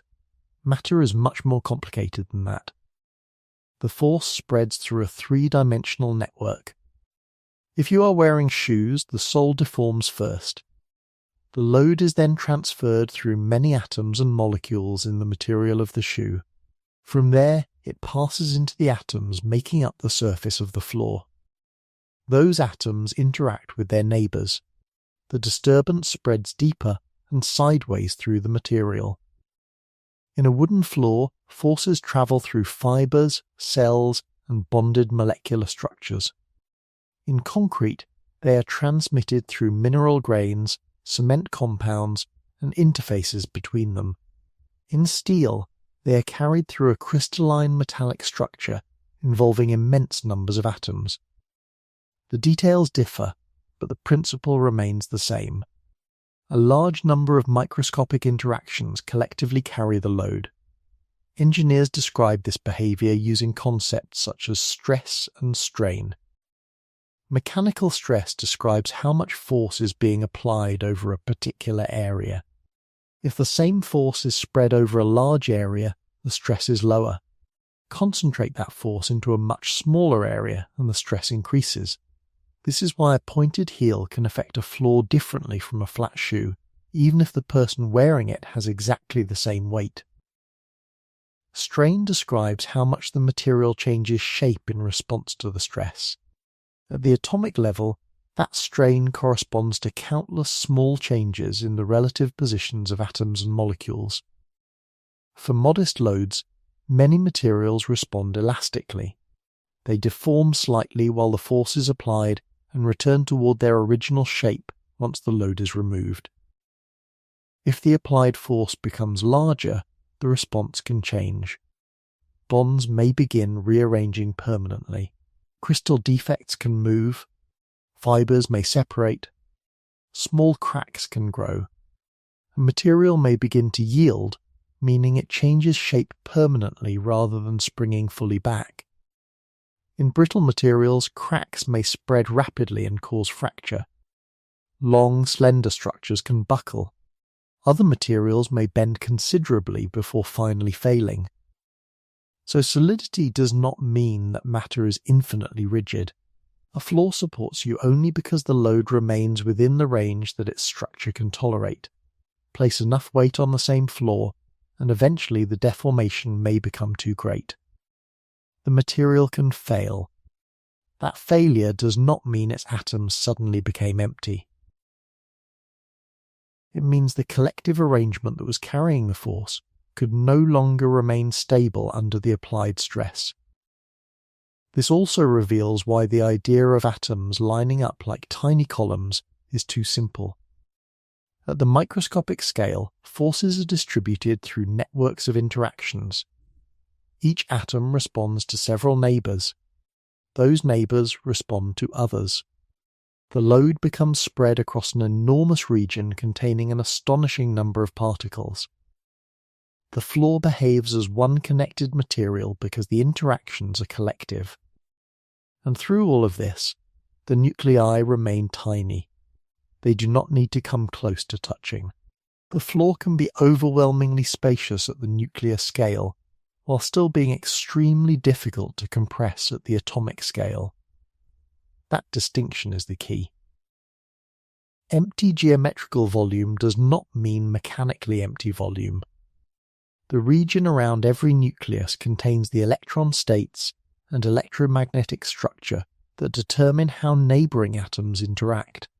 When you stand on the floor, gravity attempts to move your body downward. The atoms beneath your feet are pushed slightly from equilibrium. Their quantum states and electromagnetic interactions resist that change. The resistance spreads throughout the material and produces the normal force pushing upward. When that upward force balances your weight, you remain still. So the reason you do not fall through the floor is not that your atoms encounter a densely packed wall of microscopic matter. It is because two immense quantum structures resist being forced into the same space. The floor may be mostly empty by the scale of its nuclei, yet collectively its atoms form a stable material whose quantum mechanical and electromagnetic behavior makes that empty-looking structure remarkably good at holding you up. A steel beam, a rubber sole, a pane of glass, and a block of diamond can all feel solid, yet they respond very differently when you press, scratch, stretch, bend or strike them. That tells us something important straight away. Solidity is not one single material property. Ordinary solids are all held together by the same broad foundation of quantum mechanics and electromagnetism, but the details of their bonding and structure determine how they behave under force. Several words are often used almost interchangeably in everyday conversation, even though they describe different things. Hardness is resistance to scratching, indentation, or local permanent deformation. Stiffness describes how strongly a material resists elastic deformation when a force is applied. Strength concerns how much stress a material can withstand before it yields or breaks. Toughness describes how much energy it can absorb before fracturing. Elasticity is the ability to deform and then return toward the original shape when the force is removed. A material can perform well in one of these categories and poorly in another. Glass, for example, can be quite hard and stiff while also being brittle. Rubber is soft and flexible, but can undergo large elastic deformations. Some steels combine considerable strength with toughness, allowing them to deform substantially before breaking. None of these differences comes from one material having dramatically less empty space inside its atoms than another. At the nuclear scale, they are all extraordinarily spacious. The differences come from how their atoms, electrons, molecules, and larger structures respond when force is applied. Diamond provides one of the clearest examples. Diamond is made entirely from carbon. Each carbon atom forms strong covalent bonds with neighbouring carbon atoms in a three-dimensional network. Those bonds are directional and extend throughout the crystal. Trying to scratch or permanently deform diamond means disturbing this tightly connected structure. Because the network strongly resists many kinds of local rearrangement, diamond is exceptionally hard. Yet the carbon atoms inside it still have tiny nuclei surrounded by much larger electron states. Its hardness does not come from its atoms being more completely filled with matter. It comes from the way those quantum atoms are bonded together. Graphite makes the contrast even more striking. Graphite is also made entirely from carbon. But its atoms are arranged in sheets. Within each sheet, the carbon atoms are strongly bonded. Between neighbouring sheets, the interaction is much weaker. This allows the layers to slide relative to one another far more easily.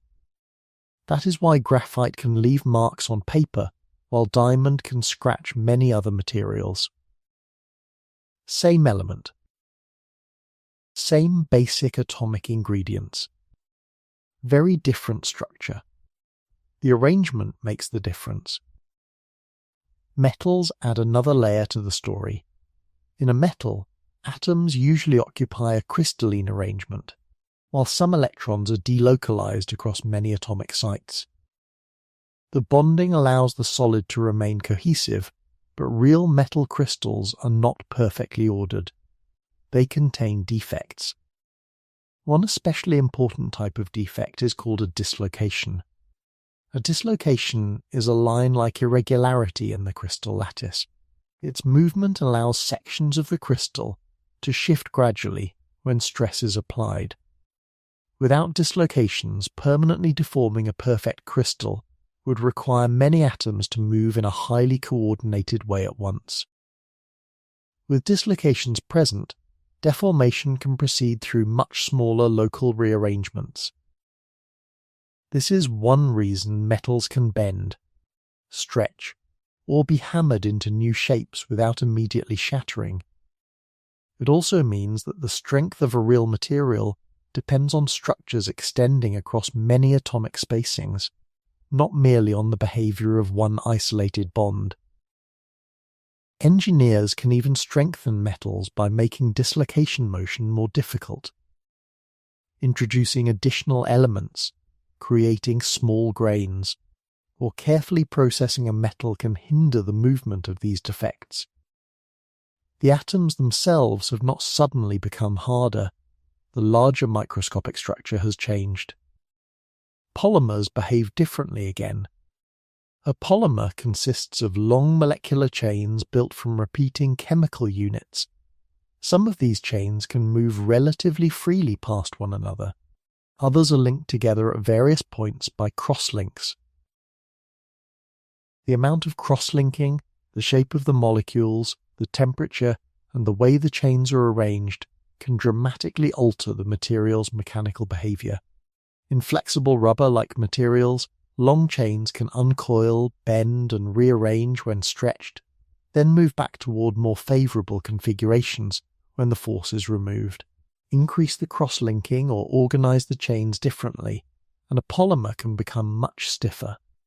Some plastics are flexible enough to bend easily, others are rigid enough to form structural components. Again, the basic atoms have not stopped being mostly spacious at the nuclear scale. What changes is their collective organization. Even hardness itself is therefore an emergent property. When you press a fingernail into a soft material, its microscopic structure can rearrange relatively easily. Molecules may move, chains may bend, bonds may rotate, defects may travel. When you try the same thing against a hard crystal, the available rearrangements may demand far more energy. Your finger experiences that difference as resistance, and this is why it is misleading to imagine that a hard solid must somehow contain more microscopic substance in the gaps between its nuclei. Diamond does not feel hard because its atoms are fuller. Rubber does not feel soft because its atoms are emptier. Both are built from quantum systems whose nuclei occupy only a tiny fraction of atomic volume. The distinction lies in how those atoms and molecules are connected, what arrangements they can adopt, and how easily those arrangements can change. At the human scale, all of this becomes texture, flexibility, stiffness, brittleness, and hardness. At the microscopic scale, it is a question of bonds, energy, structure, and motion.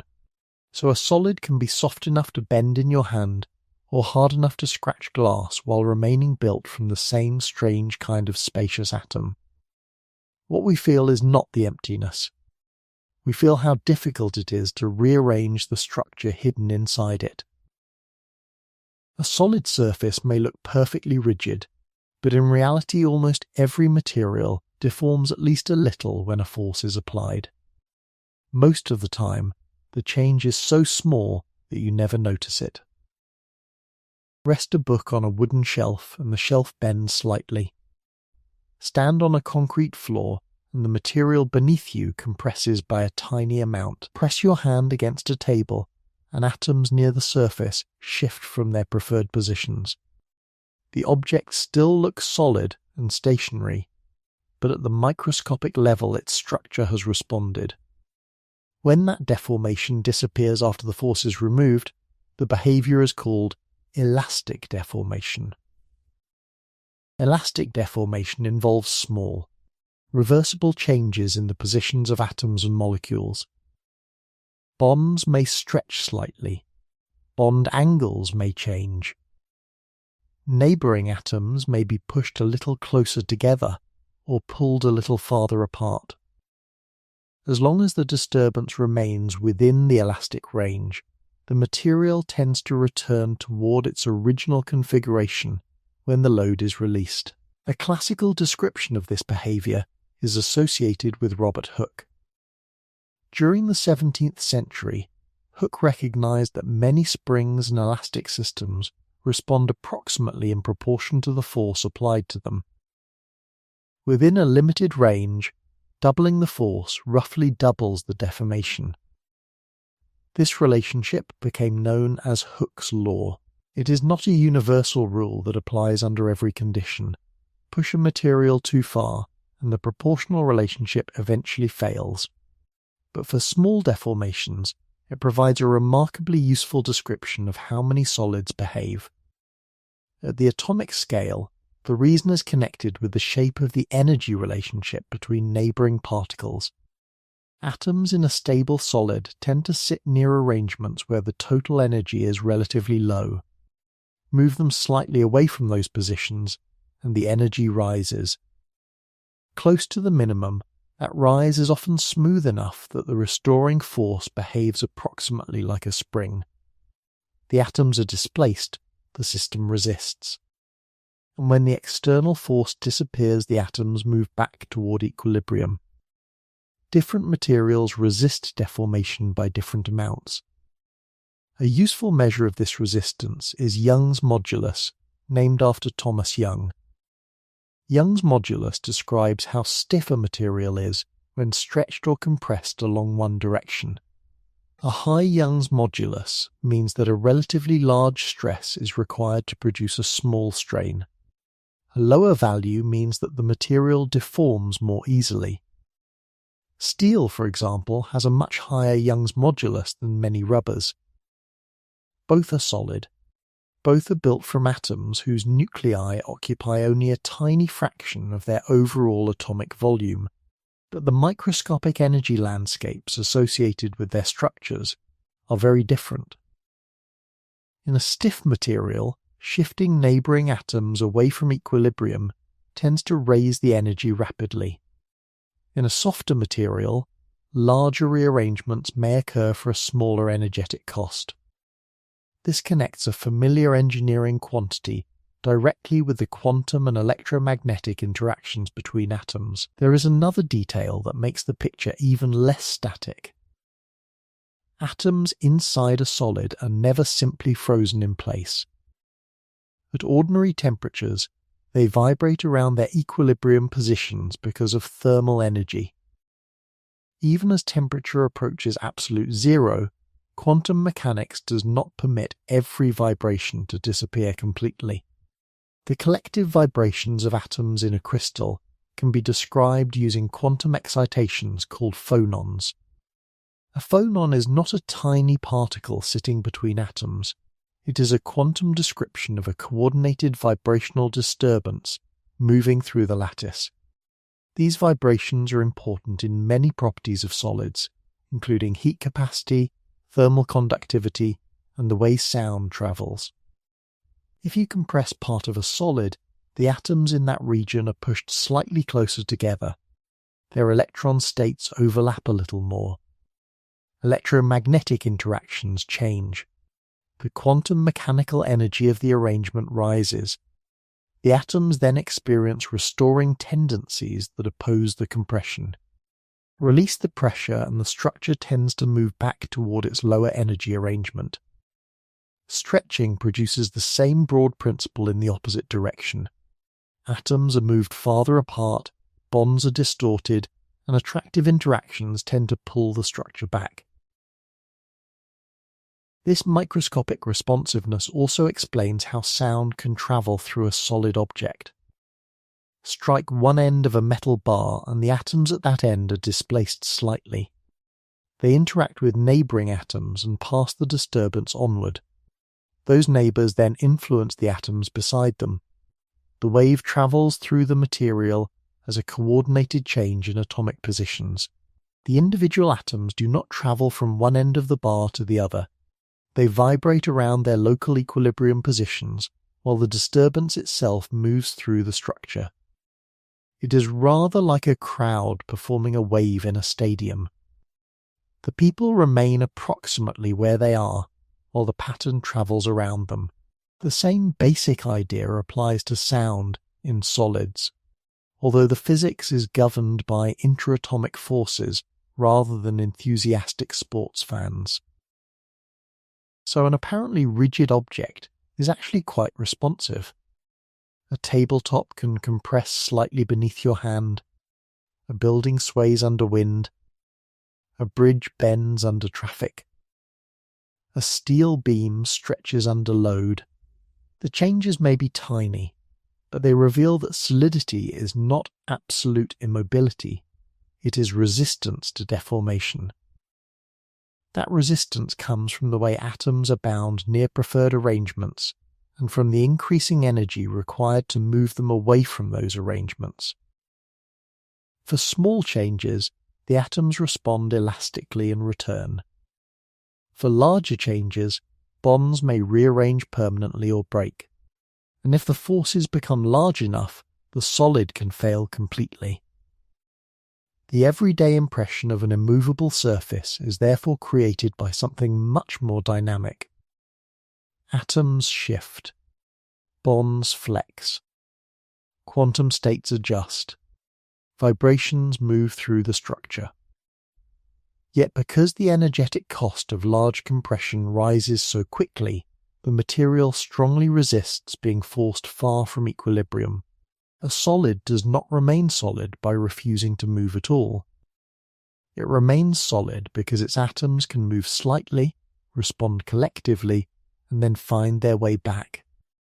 A block of ice, a glass of water, and a cloud of steam can all be made from the same basic molecules, yet one holds its shape, one flows, and one expands to fill the space available to it.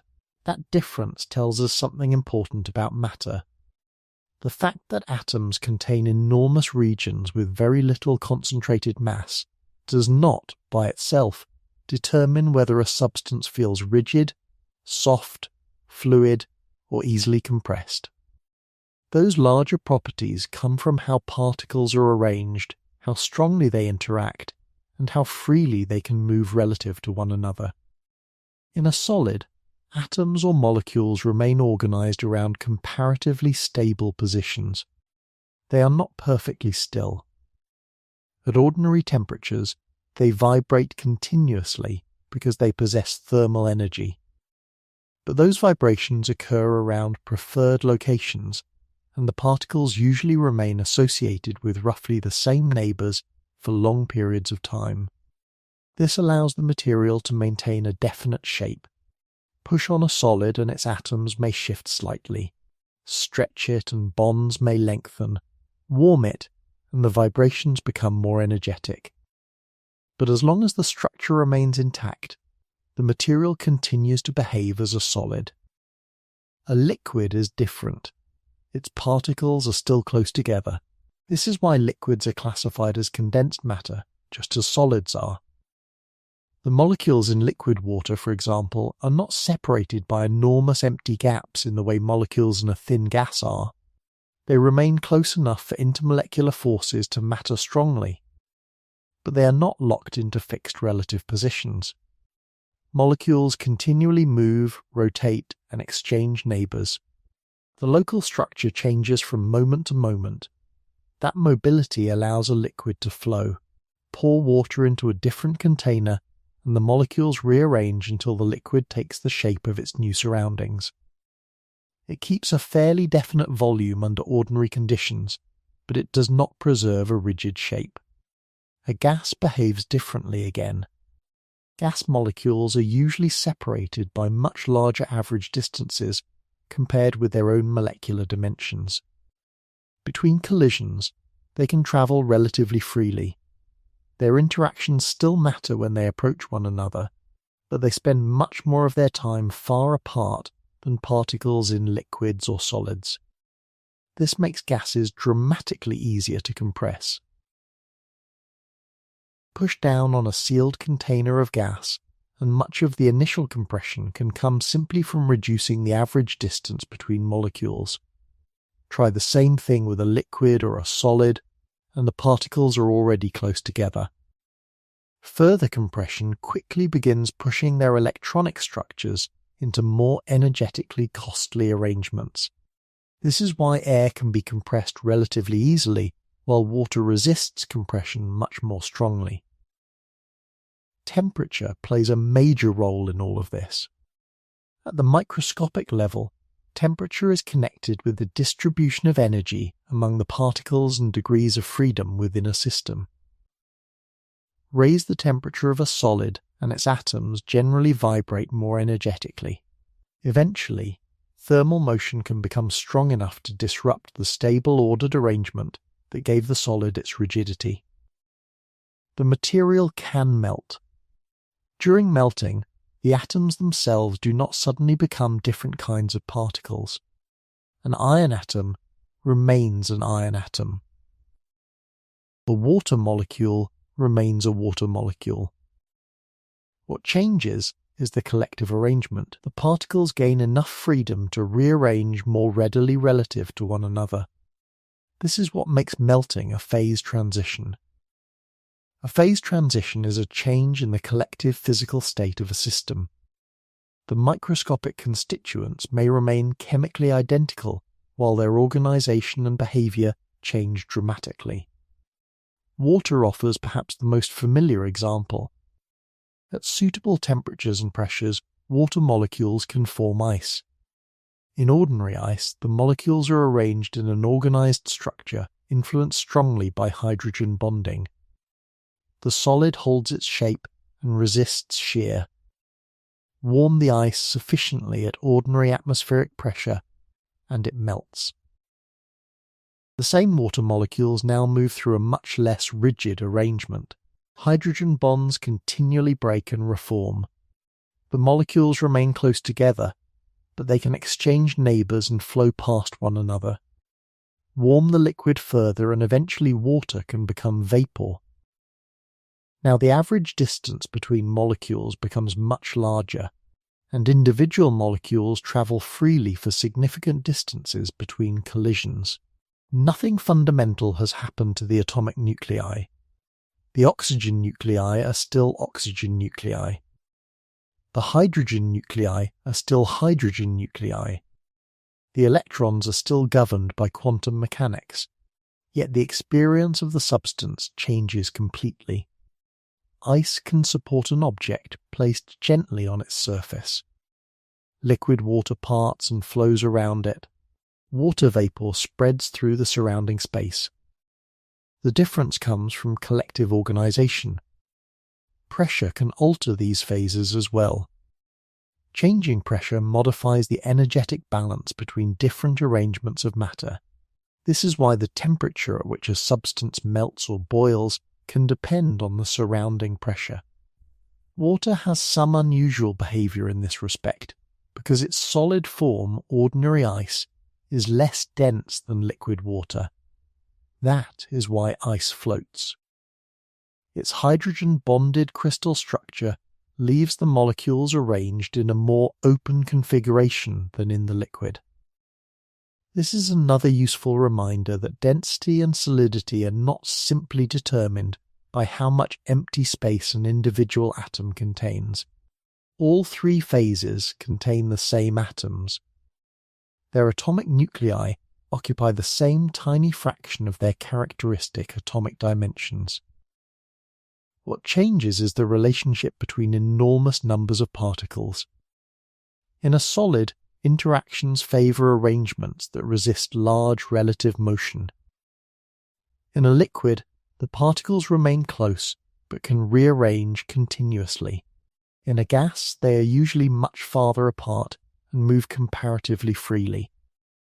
The sensation of solidity therefore emerges only when particles organize in a way that strongly resists changes in shape. Atomic emptiness alone tells us almost nothing about that behavior. A diamond, a droplet of water, and the air in a room are all built from atoms whose nuclei occupy astonishingly little of their overall atomic scale. Yet one can scratch glass, one flows through your fingers, and one barely feels as though it is there. The difference is not how full the atoms are, it is how the particles interact, how they are arranged, and how easily those arrangements can change. Ordinary matter is remarkably resistant to compression. You can squeeze a sponge, compress air inside a pump, or bend a piece of plastic, but actually forcing the atoms themselves much closer together is far more difficult. At first, this may seem surprising. If atoms contain so much geometrical space compared with the tiny size of their nuclei, it is tempting to imagine that matter should be easy to squash. Perhaps all that apparent emptiness could simply be squeezed away. But the empty-looking volume of an atom is not spare storage space. It is the region occupied by electronic quantum states, and forcing those states into a smaller volume requires energy. Under ordinary conditions, solids respond to pressure mainly through very small shifts in atomic positions. Atoms move slightly closer together, chemical bonds change length or angle, electron distributions adjust. If the pressure is removed before permanent changes occur, the structure returns toward its original arrangement. But as the pressure increases, the response becomes more dramatic. A useful measure of resistance to uniform compression is called the bulk modulus. The bulk modulus describes how much pressure is required to produce a particular fractional decrease in volume. Materials with a high bulk modulus are difficult to compress. Diamond, for example, has an extremely high bulk modulus, which means that even enormous pressure produces only a relatively modest change in its volume. Gases have much lower resistance to compression under ordinary conditions, because their molecules are already separated by comparatively large distances. Solids are different. Their atoms are already near preferred separations, where the total energy is low. Push them closer, and the energy rises rapidly. At sufficiently high pressures, matter does more than simply shrink. Its internal structure can change, electron states may reorganize, chemical bonds can alter, crystal lattices can rearrange into structures that are more stable under pressure. A material that possesses one crystal structure at Earth's surface may adopt a completely different structure deep underground. These are known as high-pressure phases. The atoms themselves may still be made from the same nuclei and electrons, but the way they are organized can change profoundly. Earth's interior provides a natural laboratory for this kind of physics. At the center of Earth, pressure reaches roughly 360 billion pascals. That is more than 3 million times ordinary atmospheric pressure at sea level. Under such conditions, familiar materials do not necessarily behave as they do at the surface. Iron, which makes up much of Earth's core along with nickel and lighter elements, exists under enormous pressure and temperature. The inner core is solid despite temperatures of several thousand degrees, because the immense pressure strongly favours a dense solid phase. The outer core, under somewhat lower pressure, is liquid. Pressure therefore does not merely make matter smaller, it can determine which form of matter is stable, as compression becomes still more extreme. The electronic structure becomes increasingly important. Electrons are fermions and obey the Pauli exclusion principle. They cannot all settle into the same quantum state simply because space is becoming limited. Instead, as matter is compressed, electrons must occupy a broader range of available states. Many of those states involve greater momentum and greater energy. This creates a growing resistance to further compression. At ordinary densities, electrons are largely organized into familiar atomic and molecular structures. Under much greater pressure, those structures can change substantially. Electrons may become more delocalized. Materials that are normally electrical insulators can become conducting. Chemical behavior can shift. Some substances adopt metallic phases that do not exist under everyday conditions. At sufficiently extreme densities, it stops being useful to imagine matter as a collection of ordinary isolated atoms retaining all their familiar identities. Compression has altered the electronic environment too profoundly. This is an important distinction. Matter does not respond to unlimited pressure by keeping every atom exactly the same while simply reducing the gaps between them. The quantum states themselves evolve. Eventually, entirely different physical regimes appear. And even then, the atomic nuclei remain astonishingly small compared with the spacings found in normal matter. Ordinary mechanical compression primarily reduces the distances associated with electron structures. It does not immediately squeeze the nuclei themselves. Nuclear matter operates on a much smaller length scale. To reach conditions where nuclei are packed close enough for nuclear physics to dominate the structure of matter requires pressures and densities vastly beyond those encountered in ordinary materials or even most planetary interiors. This is why there is such a large difference between compressing a metal in a laboratory and the compression found in something like a neutron star. In ordinary matter, electron states and electromagnetic interactions provide most of the resistance. At far greater densities, familiar atoms can cease to exist in their usual form, and nuclear interactions become central. So the apparent emptiness inside atoms is not something that can simply be removed for free. Each reduction in atomic spacing changes the quantum state of the material.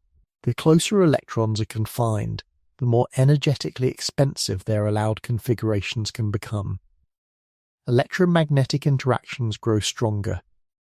The Pauli exclusion principle restricts how electrons can share the available states. Crystal structures change. Chemical bonds reorganize. Eventually, matter may become something very different from its familiar surface form. This is why ordinary solids can feel almost incompressible, even though their nuclei occupy such a tiny fraction of their apparent volume. The space inside atoms is not mechanically vacant. It is part of the quantum structure that gives atoms their size. Compressing that structure means changing the states of the particles within it. And the deeper we try to squeeze, the more energy nature demands in return. So matter can be compressed. But the journey from an ordinary solid to truly extreme density is not simply a matter of pushing tiny hard particles closer together. It is a sequence of quantum reorganizations, structural transformations, and eventually entirely new forms of matter. The apparent emptiness can shrink. It just refuses to disappear cheaply. The quantum rules that help ordinary matter resist compression become even more dramatic when gravity begins squeezing matter with the weight of an entire star. Under everyday conditions, the Pauli exclusion principle quietly helps organize electrons into different quantum states.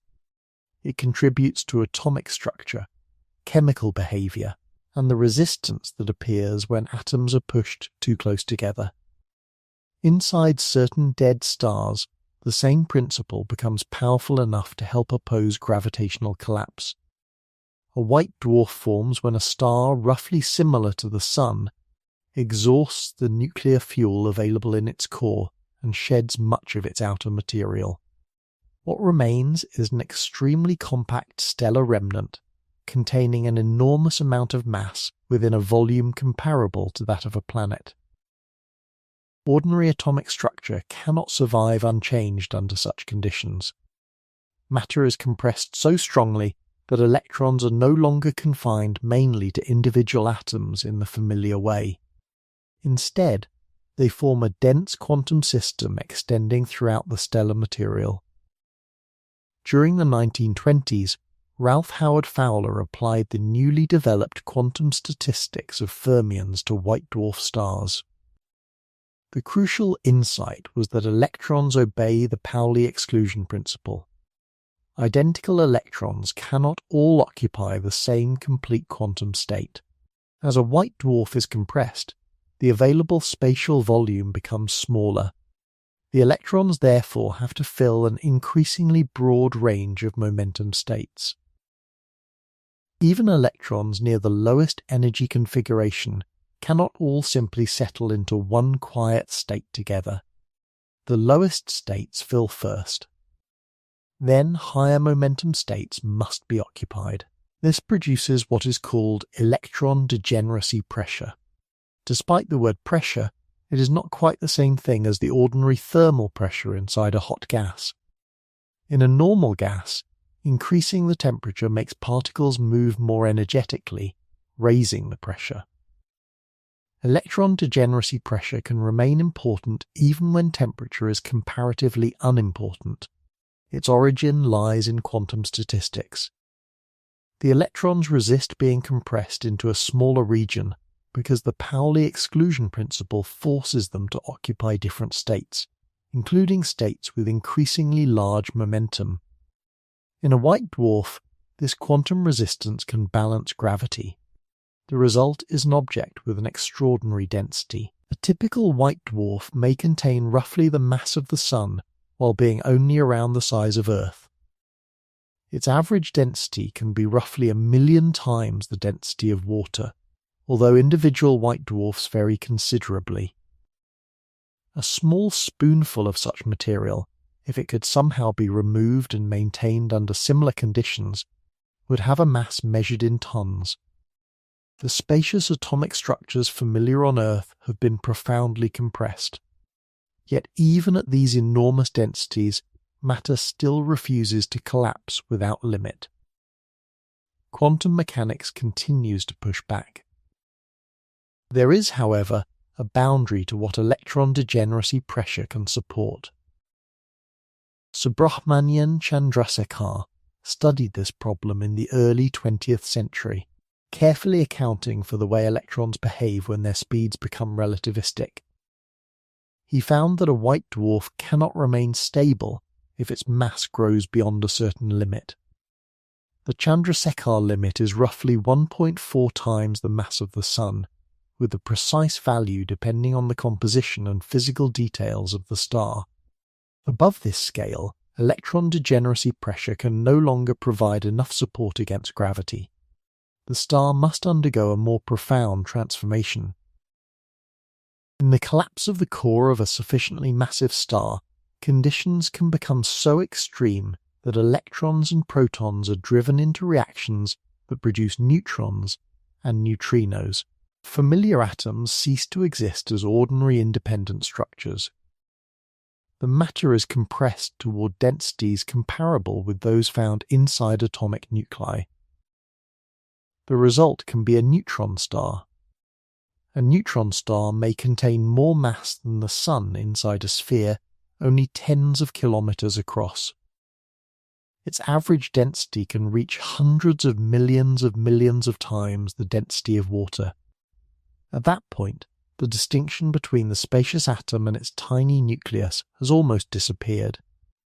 Matter has been compressed to a regime where nuclear physics dominates. Neutrons are fermions, so the Pauli exclusion principle still matters. As neutrons are confined into an extremely small volume, they must occupy different quantum states, creating neutron degeneracy effects. But it would be inaccurate to say that neutron stars are held up by the exclusion principle alone. At nuclear densities, the strong nuclear interaction becomes critically important. The behavior of dense nuclear matter depends on interactions among neutrons, protons, and possibly other particles and phases that remain active areas of research. Relativistic gravity must also be included. A neutron star is compact enough that Newtonian gravity is no longer sufficient for a complete description. General relativity determines how gravity behaves throughout such an intensely curved region of spacetime and helps set the conditions for whether the star can remain stable. If enough mass is added, even neutron star matter may no longer resist collapse successfully.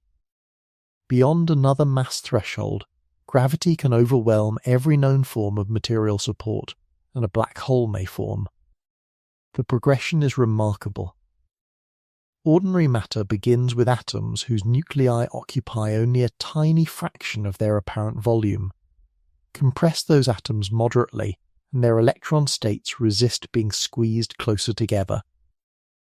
Increase the pressure enormously, and familiar atomic structure begins to disappear. Inside a white dwarf, electrons form a dense fermionic system whose quantum states help support the star. Compress matter still further, and nuclei are forced into an entirely different regime, producing neutron-rich matter at approximately nuclear densities. At every stage, the idea of simply squeezing away empty space becomes less and less useful. The space associated with ordinary atoms is part of their quantum structure. Removing it means changing the allowed states of the particles, and those changes have an energetic cost. This connects something as ordinary as a tabletop with some of the densest objects in the universe. The firmness of the surface beneath your hand and the stability of a white dwarf are obviously not identical phenomena. Ordinary solids depend strongly on electromagnetic interactions, chemical bonding, and the quantum structure of electrons. But both reveal the same deeper lesson. Matter cannot be compressed simply because there appears to be room between its nuclei.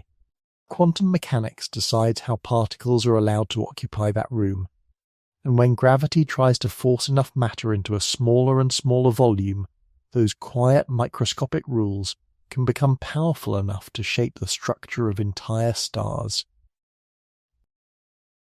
Matter feels solid, not because atoms are tiny solid balls packed tightly together, but because the quantum states and electromagnetic interactions within matter strongly resist being forced into the same arrangements. Ernest Rutherford showed that most of an atom's mass is concentrated inside an incredibly small nucleus. Compared with the much larger region occupied by the atom's electron distribution, that nucleus takes up almost no space at all. So when we say an atom is mostly empty space, what we really mean is that most of its volume does not contain dense nuclear matter. That does not mean nothing physically meaningful is there. Erwin Rudolf Joseph Alexander Schrödinger helped replace the old planetary picture of electrons with a quantum description based on wave functions, while Max Born connected those wave functions with the probabilities of possible measurement outcomes.